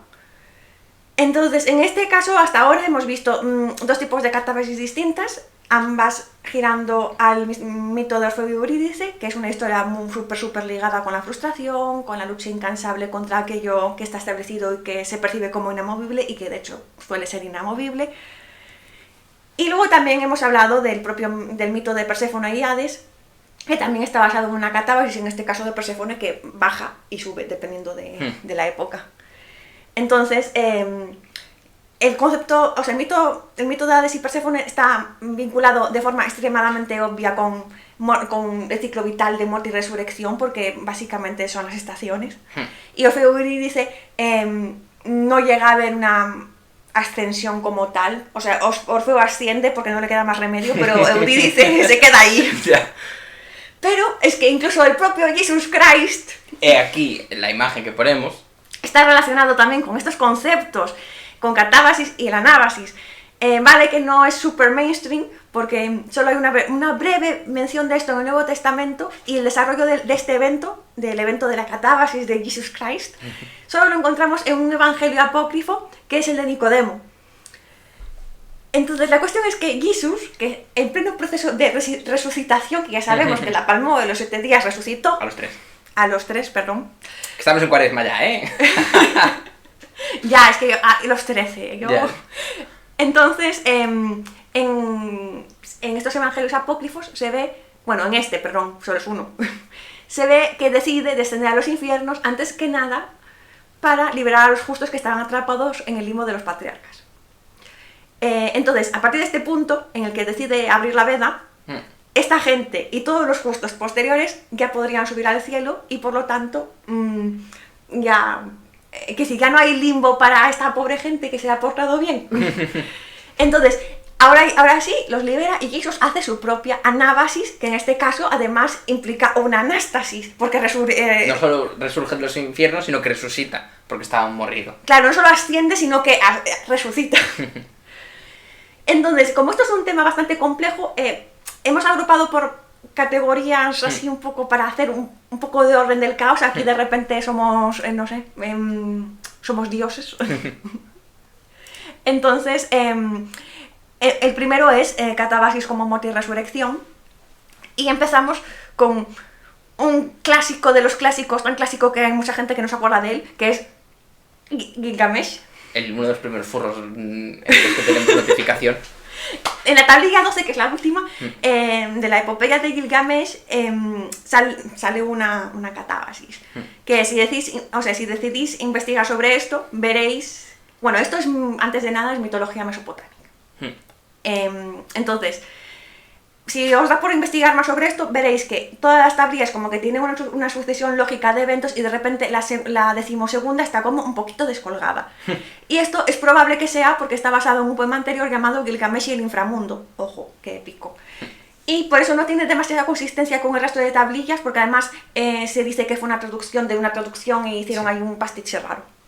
Entonces, en este caso, Enkidu, que vemos que ha fallecido varias tablillas antes...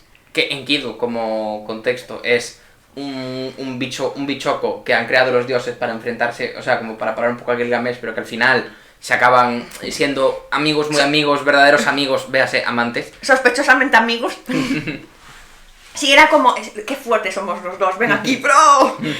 Entonces, supuestamente Enkidu se murió ya hace ya como, no sé, 5 tablillas, y ahora de repente está vivo y coleando. Bueno, sí, cosas. Era un flashback, ¿sabes? Entonces, Gilgamesh en este momento acaba de liar la parra porque ha perdido el Puku y el Muku. Sí, lo sé. Suena a Pokémon. Pero sí, es así. El Puku y el Muku, que son 2 objetos mágicos que la diosa Inanna le había dado y que por descuido cayeron al inframundo. En plan, por su descuido, en concreto. Entonces, Enkidu, como buen bro y amante bandido, se ofrece a ir a por ellos y Gilgamesh le dice, vale, gracias. Te voy a proceder a darte unos tips para que no te quedes atrapado en el inframundo, ¿vale? Y Enkidu se los pasa por donde ya sabéis dónde, donde ya sabéis. Así que no puede subir.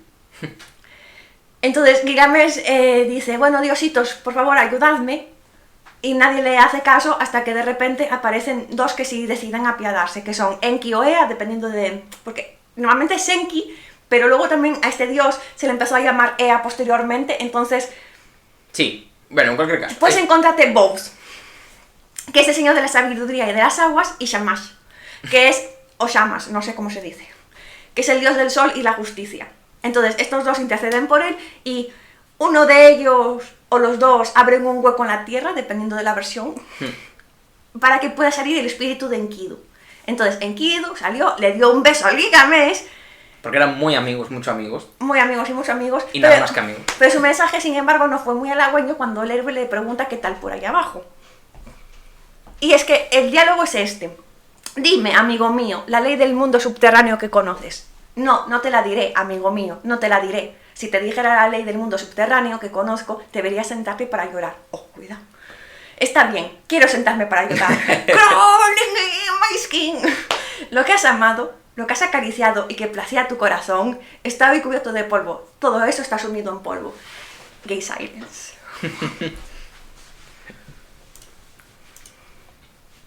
Pues sí. Y muy relacionado con esta idea, a pesar de que no pertenece a una, o sea, pertenece a una cultura completamente 100% distinta. distinta, sí. Sí, sí, es la historia de Lázaro según el Evangelio de San Juan, porque aquí la cuaresma nos está afectando, chicos. Entonces, Lázaro vivía con sus dos hermanas en Betania y era muy amigo del Jesús. Entonces, bueno, Jesús en ese momento estaba un poquito como en busca y captura, por lo que tengo entendido, entonces andaba un poco perdidillo. Sí. Y por lo tanto, cuando Lázaro se enfermó, él no andaba por allí. Así que no pudo curarle y Lázaro terminó falleciendo. Entonces Jesús se pasa por Betania, en plan de yay. Y Lázaro en aquel momento ya llevaba 4 unidades de día muerto. Marta, que es una de las hermanas de Lázaro, le dice, oye tío, si hubieras estado aquí, esto no habría pasado porque le habrías curado antes de que hubieras tirado la pata. Y Jesús le dice, a ver, un poquito de confianza, por favor, te lo pido. Y dice, vete por tu hermana María, porque eran Marta y María las dos hermanas, y vamos juntos a donde habéis enterrado a vuestro hermano. Entonces fueron a donde estaba Lázaro enterrado, y allí Jesús obró su milagro. Y lo interesante de esto es que, como personas criadas en el catolicismo, es que me salía Catholic Rice. Todo esto te lo pintan como un acto como de fiestuki gozoso, de la omnipotencia de Dios. Sí.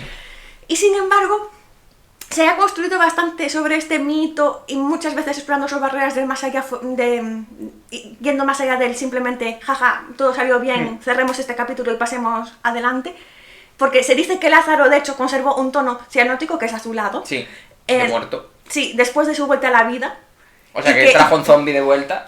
Sí, que se quedó azulado o grisáceo, dependiendo de la tal, pero normalmente dicen azulado, y que nunca jamás volvió a sonreír porque la experiencia de haber estado 4 días muerto le afectó, que es lo lógico.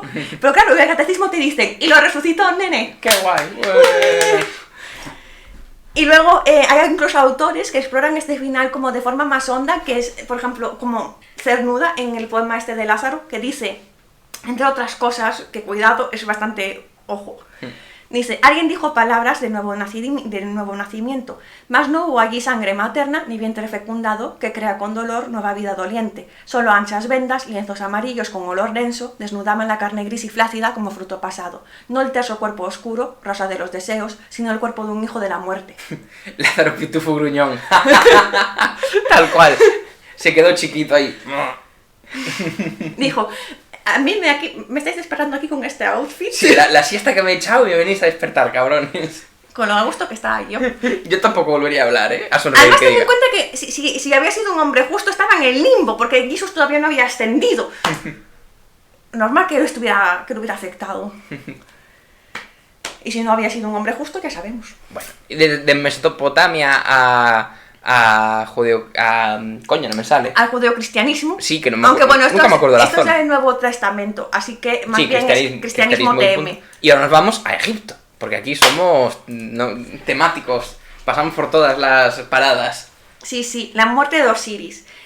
Aunque esto es bastante peculiar porque los propios egipcios no solían hablar de la muerte de Osiris porque creían muchísimo en el poder de la palabra y por lo tanto, si algo les parecía chungo, lo que no debe ser nombrado, intentaban no citarlo. Claro. Entonces, muchas de las referencias, sobre todo las más ordenadas, porque obviamente sí que hay referencias en el libro de los muertos, en diferentes documentos, pero esas referencias hacen normalmente alusión a distintos tipos de rituales y no están para nada organizadas de una forma lineal, pero no pasa nada porque hubo un montón de egiptofans. Sí.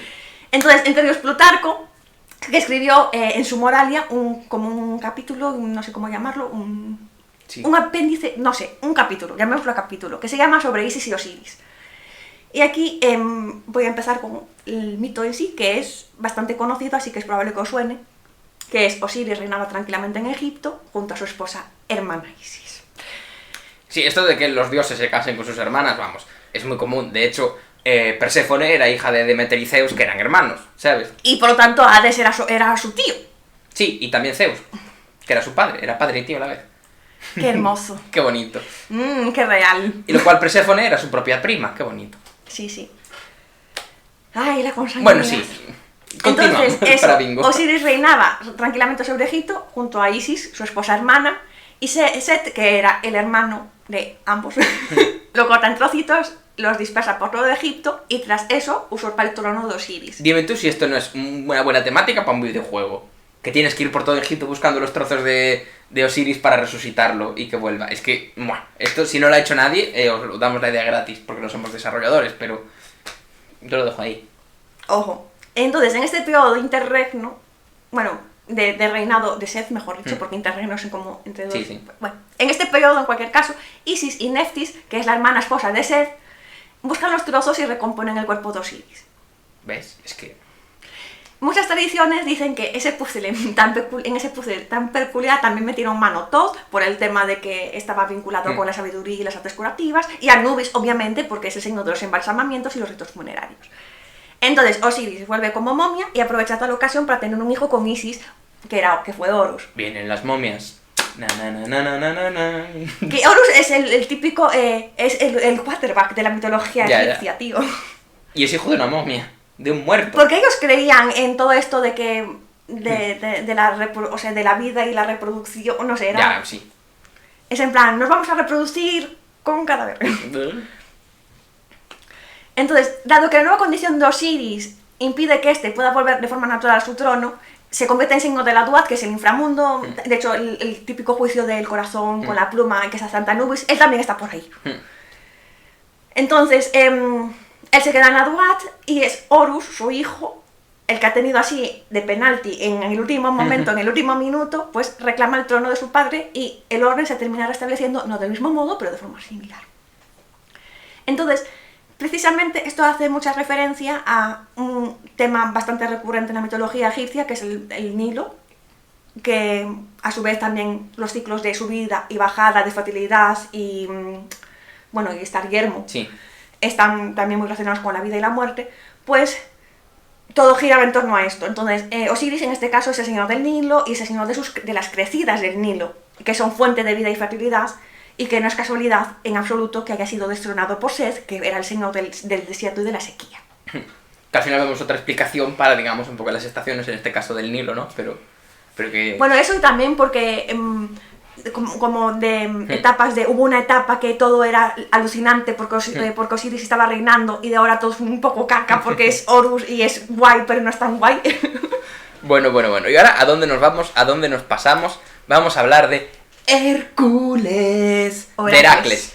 Porque Hércules y Heracles, a pesar de que son técnicamente, la versión uno del otro, ¿no? Es lo mismo. Pero no hay como, según la tradición, no varía un poco el tal. Bueno, yo pensaba que Heracles era la traducción literal del griego y que Hércules era una adaptación al español, pero bueno. No sé. A ver, yo en clases de griego y de latín... Sí. Siempre en humanidades siempre le he llamado Heracles. Pues quizás esto es una información mala de por no sé, yo a mí sí. Pues pasamos con Hércules. Pero bueno, la sección ahora de repente deja de ser catábasis como muerte y resurrección. Y pasa a ser catábasis como parte del viaje del héroe, ¿no? Sí. Aquí ya no tenemos a gente resucitando, no tenemos anástasis, pero sí que podemos tener anábasis, obviamente. Sí. Entonces, Heracles y los 12 trabajos, ¿no? Entonces, otro mito que más o menos todo el mundo puede estar a tanto, pero que lo resumimos un poquito por si las moscas. Entonces, Heracles se casa con Megara, con Meg, que era la hija del rey de Tebas, no era una asesina a sueldo de Hades, y tienen 3 retoños. Todo precioso, todo bucólico, todo bonito, si no fuera porque Heracles era el típico protagonista de peli romántica adolescente y tenía problemas de ira. Entonces, les duró poco esta felicidad a los 4 porque un día en un arranque de locura, comillas aquí, en el arranque de locura, que supuestamente envió Hera, se los carga. Es que Hera los asesina. tenía un poquito de bronca con este señor porque básicamente era producto de una infidelidad de Zeus, entonces Pero bueno, estaba haciéndole la jugarreta todo el rato. También te digo, si te enfadas por cada infidelidad de Zeus, Mari Carmen, te va Pues mal. es que se entretenía con eso. No, y pues tenía entretenimiento O sea, para en rato. plan, todas las putadas se las hacía a las... Sí, a las amantes de Zeus, incluso amantes forzadas. Sí, eso daba igual, pero si Zeus te metía el pito, estabas jodida, en 2 sentidos. En cualquier caso, después de este arranque de ira causado por Hera, que acaba con la muerte de toda su familia, decide visitar arrepentido Hércules, el oráculo de Delfos, y le pregunta qué hacer pues para expiar sus pecados, para resarcirse. Y este le responde que lo que tiene que hacer es ponerse al servicio del rey Euristeo, y este a su vez le encarga 10 trabajos. Al final acaban siendo 12 porque considera que el de la hidra y el de los establos no cuentan porque hizo trampas y le da 2 más. Y cada uno es más difícil porque, 1, las cosas nunca son gratis, y 2, en realidad Euristeo le tenía bastante asquete a nuestro querido Hércules.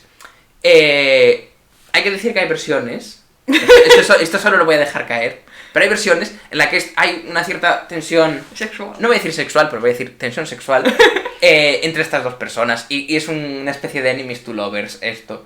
En plan de que el Euristeo le manda trabajos jodidos, ¿no? Y el otro los hace en plan para que vea el love. Pero bueno, la versión, digamos, oficial no es la homoerótica, por desgracia. Entonces, el último más difícil de todos estos 12 trabajos era sacar a Cerbero de los infiernos. Entonces Heracles consigue entrar en el inframundo y llegar a la sala del trono donde se encuentra Hades con Perséfone. Le dice, hola tío, ¿qué tal? Entonces, básicamente. Sí, básicamente. Hola tío, hola tía. Hola tía. Sí, tía Politi, sí. ¿Tía prima? Sí, tía prima. Hola tío, hola tía prima. Les cuenta un poco el percal, ¿no? De todo esto y de que pretende llevarse su perro y ellos dicen, bueno, vale, pero solo si lo consigue vencer sin armas, ¿no? Entonces, ya os podéis imaginar lo que pasó, que se lleva el perro, se lo enseña a Euristeo y el rey se caga en todo lo cagable porque realmente se ha pasado todo, era como el final boss, ¿no? Sí, porque realmente pensó, se quería librar de él, entonces estaban mandando cada vez más cosas para que le pasase algo malo, se muriese, se quedase atrapado, whatever. De hecho, hay una que es que tiene que sostener el mundo en lugar de Atlas, y la idea era que se quedase atrapado, pero no. Ya. En cualquier caso, quizá no contó con que como el perro era de su tío, quizá ahí tenía un poco de ventaja, ¿no? De poder hablarlo con él, pero bueno, en cualquier caso. Sí, entonces, A ver, ellos le dijeron, te lo puedes llevar siempre y cuando lo venzas sin darle de leches al perro con nada, con ningún tipo de objeto, solo... Sí, con... ¡Las puños! Pero bueno, está bien porque ningún perro fue dañado durante esta sección. Bueno, al menos no que sí, bueno, a lo mejor le dieron un puñetazo, pero... Bueno, lo agarraron un poquito, pero bueno. Vale, y ahora, esta imagen me da un poco mal rollo. Pero bueno, a ver, es la idea también. Entonces, siguiente punto dentro del tema del viaje del héroe y de la catarsis en el viaje del héroe, lo tenemos en la Odisea, pues con Odiseo, porque aquí la originalidad... Odiseo, concretamente en el canto 11º, que siempre se me va a 9º, pero es el 11º. Ya. Porque está escrito con números romanos. Entonces, la Odisea realmente es un señor volviendo de la guerra de Troya a su casa, que está en Ítaca, en tiempos previos a Google Maps, con lo cual... Ya está. Sí, es como una décima parte de como yo, normal que le llevara... Le llevó 20 años. Claro. Pues o sea, 10 de la guerra y 10 de volver. A mí me hubiera llevado otros 10 más, ¿sabes? Porque me conozco, pero bueno. Después del famoso evento en el que Odiseo se pasa un año secuestrado por Circe porque está muy horny por él, pero bueno, esto ya es otro mito, ella termina soltándole al ver que no es correspondida y le dice que debe bajar al inframundo en busca de info para poder volver a casa, ¿no? En concreto tiene que buscar a Tiresias, que es el señor este que tenemos aquí en la imagen que da tan mal rollo, que es un adivino pues que ya había pasado mejor vida, en plan, él tiene la info, está muerto, entonces tienes que ir al inframundo a verlo, entonces el tío, ni corto ni perezoso, pues baja al inframundo, porque se ve que en Grecia era como ir al súper, ¿sabes? Y se lo encuentra y dice que el camino a casa va a ser arduo y difícil. Y Odiseo debe de pensar, no shit, ¿sabes? En plan, sí, gracias, esta información ya la tenía, ¿sabes? Bueno, pero bueno, a ver. Bueno, también interactúa con los espectros de sus compañeros amigos fallecidos en Troya, y también se reencuentra con su madre, a la que había dejado viva en Troya.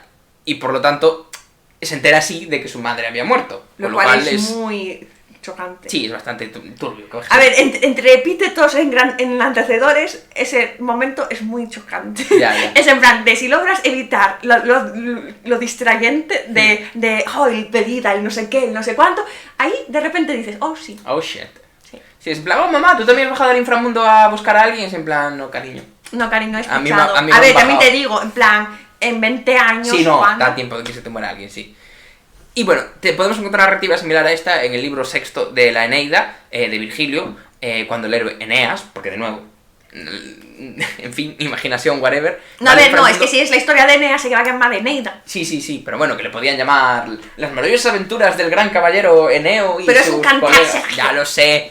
Pero bueno, un pues, cantar, una narrativa épica. que Eneas se baja al inframundo a buscar consejo de su padre muerto, que es Anquises.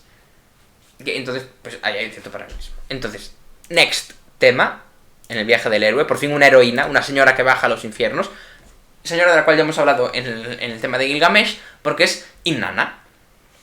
Entonces, la versión más generalizada de la bajada de la diosa sumeria Inanna, o la Ishtar babilónica. Ishtar, creo que Ishtar, también. Porque es la puerta de Ishtar, ¿no? Es cierto, correcto.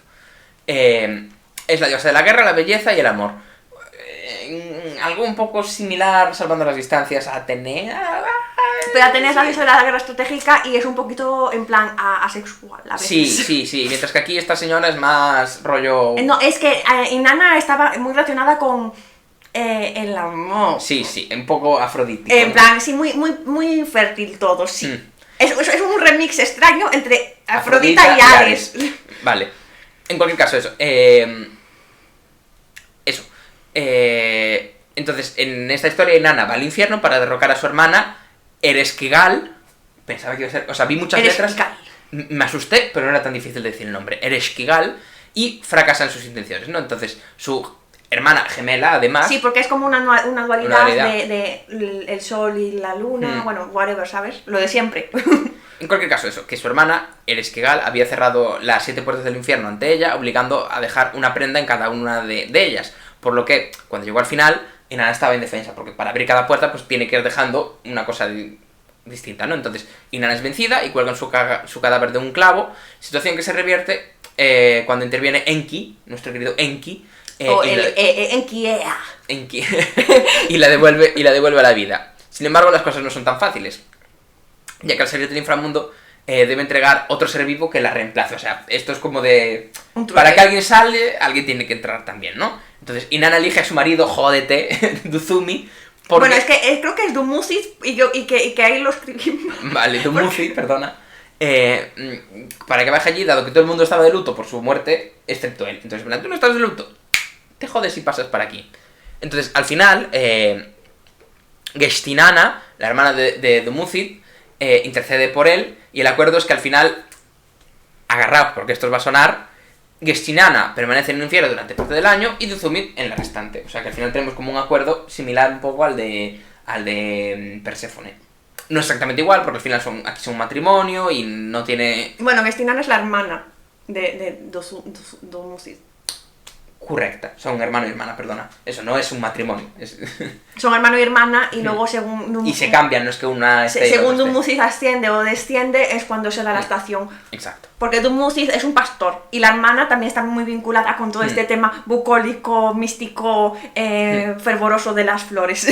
Y luego hay otra versión un poco más apacible en la que Dumuzi baja al infierno de forma más espontánea, sin cabreos, sí, lo reclaman, ni en nada, plan, y como reemplazo para Inanna, en plan de cariño, bajo yo por ti. Bueno, no, en realidad es que tiene un sueño y le dicen, te jodes y fin.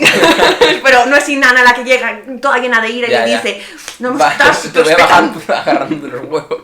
Entonces, al final, su esposa y su hermana lloran por su ausencia, y en este caso, la piedad conduce al mismo resultado: 6 meses de cielo y 6 meses de inframundo. Anyways, Y ahora pasamos a... Este va a ser cortito, ¿no? Quick pitch. Solo hay uno, pero no podíamos no mencionar la Divina Comedia, y es la catábasis como búsqueda de conocimiento. Va a la bajada, ¿no? Para obtener el conocimiento. En Aquí. el mezzo del camino de nuestra vida, mi ritrovai por una selva oscura. Entonces, la Divina Comedia de Dante Alighieri. Entonces, esta obra es un pretexto del escritor para hablar del pensamiento, del saber y de la época y de la ciencia de la época, y la transcripción del concepto teocentrista al Renacimiento, ¿no? Pasamos de sí, Dios es todo, el ser humano es el centro. al humanismo. Entonces, ¡Viva! Dante es un poco la humanidad misma en busca del conocimiento y la virtud, guiado por su esposa Beatriz, que simboliza la fe, y Virgilio, que es la razón. Entonces, como todo es bastante alegórico, lo son también el paraíso, que es la sabiduría y la ciencia, el infierno, que es el pecado, y el purgatorio, que es la expiación. Sí. Entonces Beatriz le dice, follow me, que estoy aquí en el paraíso, que te doy el mapa de Google Maps. Y tú tienes que venir. Y aquí tenemos no solo un cuadro, sino dos, porque este cuadro... Dios, hay una mosca que me está poniendo nervioso. Nos encanta porque tiene miles de detalles... Uy, he movido la que no es. Tiene cientos de detalles súper interesantes. Para empezar... Que por cierto, Virgilio... culitos sexys. Sí. Mordiscos bastante cuestionables. Después, la cara de estar comentando la jugada... La cara de estar comentando la jugada... Me cago en la leche. La cara de estar comentando la jugada de estos dos y nuestro MVP favorito, que es este demonio que se pasaba por allí. Y que va con una cara de... aquí ahora dejan entrar a cualquiera, que a mí personalmente me encanta. Lo que estaba a punto de decir antes es que Virgilio es ese Virgilio, es el Virgilio del que acabamos de hablar hace nada, que es el que escribió la Eneida. Ah, claro. Es que aquí todo está interrelacionado. No, es que ya lo usó en plan Claro, como claro. el guía espiritual, sabio, que te guía, o sea, en plan, el sentido de la razón, Virgilio, todo esto ahí, el clasicismo. Vale. Y, Dios, esta imagen me encanta, la dejaría puesta todo el Porque día. acuérdate que el Renacimiento fue como el resurgimiento del concepto de lo clásico y luego hubo un segundo... Otro más, con que es el neoclasicismo después. Que claro, en el Renacimiento era como en plan, la razón, la mesura, y luego de repente llegaron una serie de señores decimonónicos a decimononokea. Ya. Último...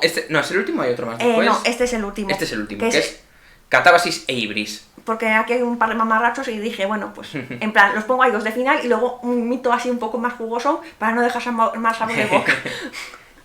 Entonces... Primero, ¿qué es el Ibris? Sí, el Ibris es una palabra griega que designa este como defecto mortal, llamémoslo así, normalmente de un héroe. Es decir, normalmente está relacionado con la falta de mesura y muchas veces se relaciona con la falta de ambición o con el orgullo. Entonces, hay el primer caso, que es el de Teseo y Pirito, que vamos a comentarlo ahora, es totalmente ibrisful. Pero el segundo es un poquito que yo lo relaciono con el ibris, aunque realmente la protagonista no está pecando tanto de orgullo o de ambición, sino que tiene ese gran defecto y esa falta de mesura. No están relacionadas con esas dos características en concreto, pero a mí me parece que entra dentro de esta categoría, aunque no sean esas dos. Y por ejemplo, de hecho Aquiles al final termina palmando, porque su ibris le decía que tenía que ser el más grande de todos. Claro.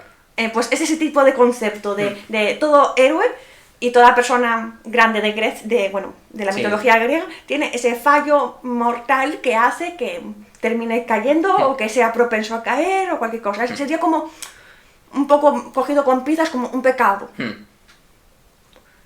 O un defecto mortal, grande, tocho. Entonces, Teseo y Pirito.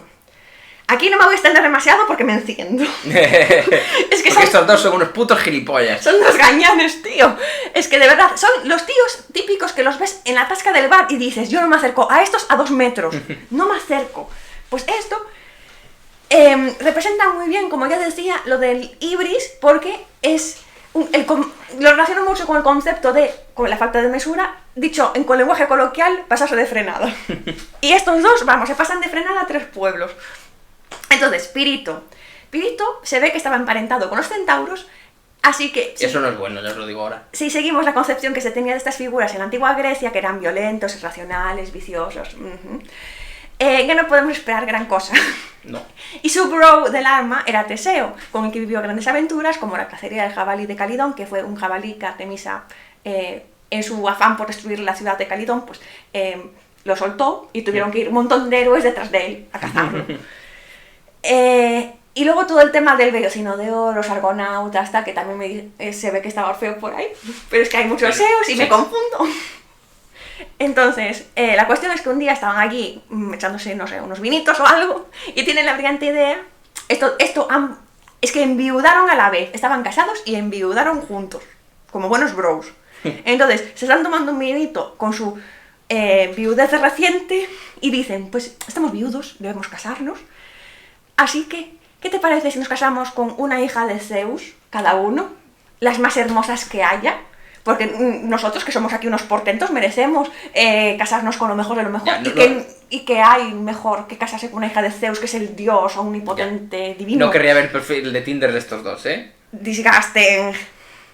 Entonces, como el filtro primordial es que tenían que ser las más hermosas, fichan a Helena de Troya, que en aquel momento además era una niña, y a Perséfone, que era famosa por su belleza y siempre lo fue. Entonces... Que de hecho el cuadro que tenemos puesto aquí es el de...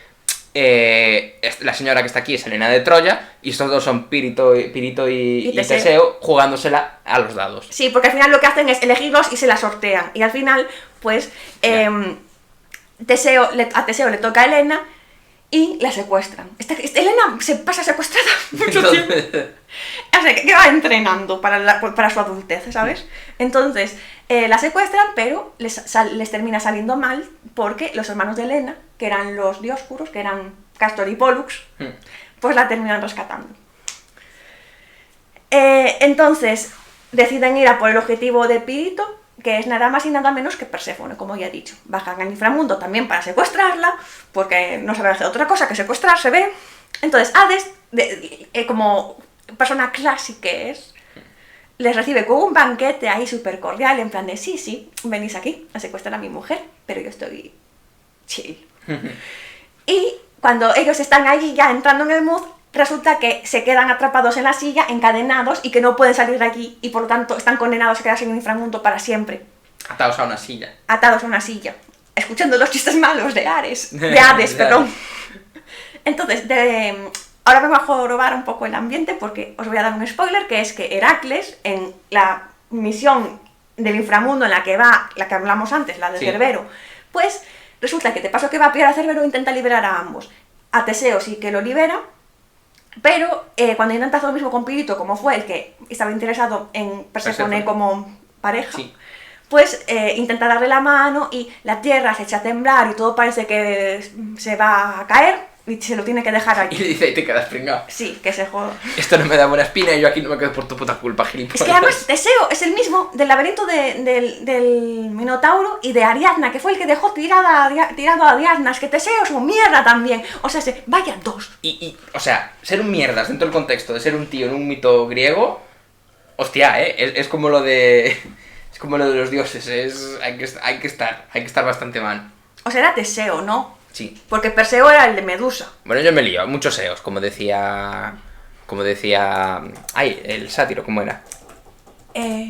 Filoctetes. Filoctetes, sí. Sí, era Teseo. Hijo del rey de Atenas, adentra en el laberinto. Bueno. Y ahora ya vamos al último de los temas, ¿no? Sí, al ultimísimo, que es Eros y Psique. Y Psique también, este mito también sale en las Metamorfosis de Ovidio. Que este cuadro, el que ponemos, es del mismo autor que el de nuestro amigo de la Divina Comedia. Sí, un señor francés. Sí, de nombre impronunciable. Entonces, otra historia bastante popular también, que es Psique era la más bella de sus hermanas, tanto que incluso la propia Afrodita sentía celos de ella. A ver, Afrodita, por favor, ya está bien. Entonces, es que llegó un punto en el que, bueno, los padres tenían un poquito de iblis también, porque se dedicaban a farrar bastante de que su hija era la más guapa. Y llegó un punto en el que la cosa se salió tanto de madre que los hombres estaban erigiendo un culto en torno a Psique y dejaron de ir a los templos de Afrodita. Por lo tanto, Afrodita se cabreó todavía más. Y claro, esto, aparte de ser acoso, impedía que Psique cumpliera... Joder, ya no puedes ser guapa. Ya no puedes erigir un templo a la mujer sin que te digan que eso es acosar, ¿eh? Entonces, aparte de que era bastante invasivo todo, impedía que sí que cumpliera con su principal función como hija de un rey, porque era obviamente hija de un rey, que era casarse. Entonces los padres, ahora ya no tanto orgullosos, sino desesperados, deciden consultar al oráculo de Delfos, que es el oráculo de Apolo, en plan, ¿qué hacemos? Y les dice que su hija se va a tener que casar con un monstruo y que la llevan vestida de novia encima de una montaña. Entonces ellos, bueno, pues al principio acojonados, luego resignados, porque el oráculo de Delfos no se le contradice, siempre va a tener razón. Quieras o no. Si lo intentas evitar, vas a acabar quitándote los ojos porque te has acostado con tu madre. Tú verás lo que haces.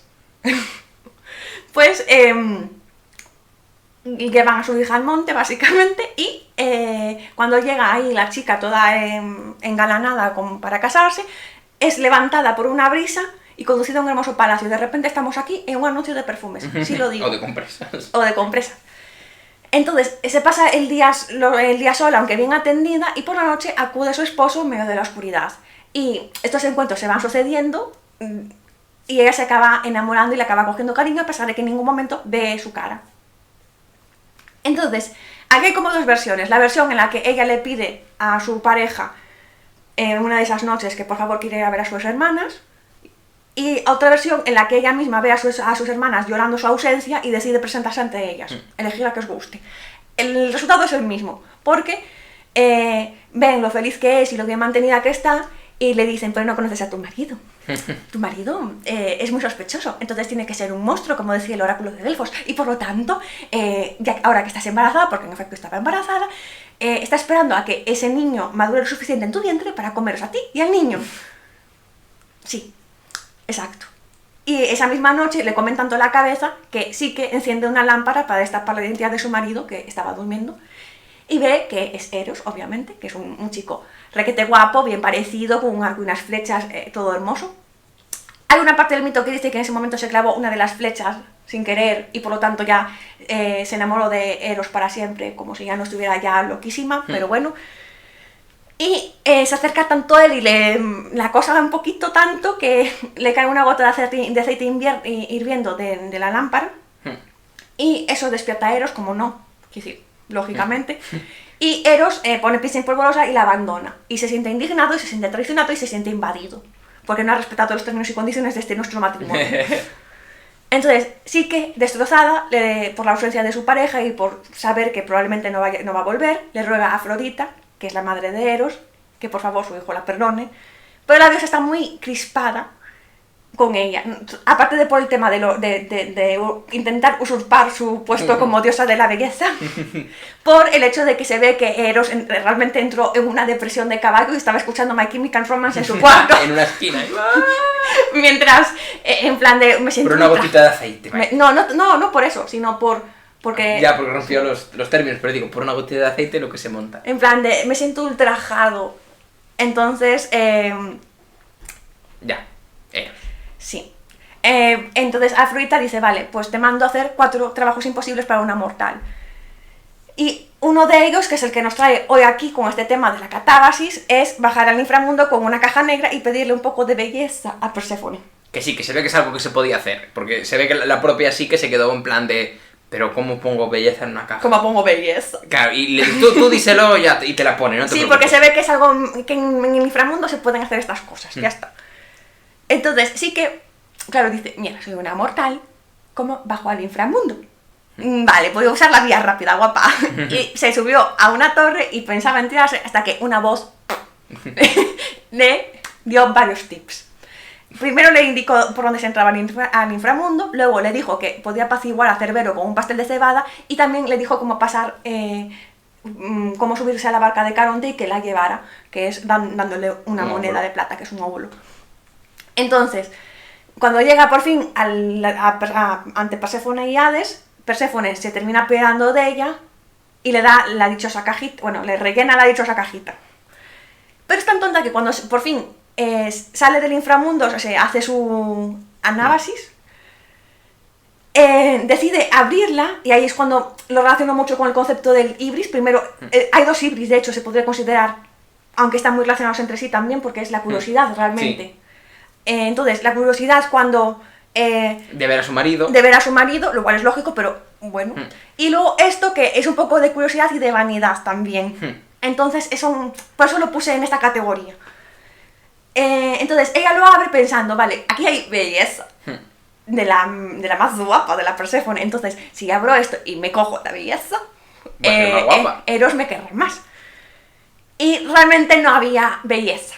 Había un sueño hostigio, que es básicamente una forma de hacer que las... O sea, es lo que hace que los muertos olviden. Sí. O sea, entren en un estado de amnesia en el inframundo. Entonces ella ya se sume en un sueño profundo y finalmente la termina despertando Eros porque resulta que la había perdonado. Oh. Y Afrodita baila en su boda y tienen prole y todos felices.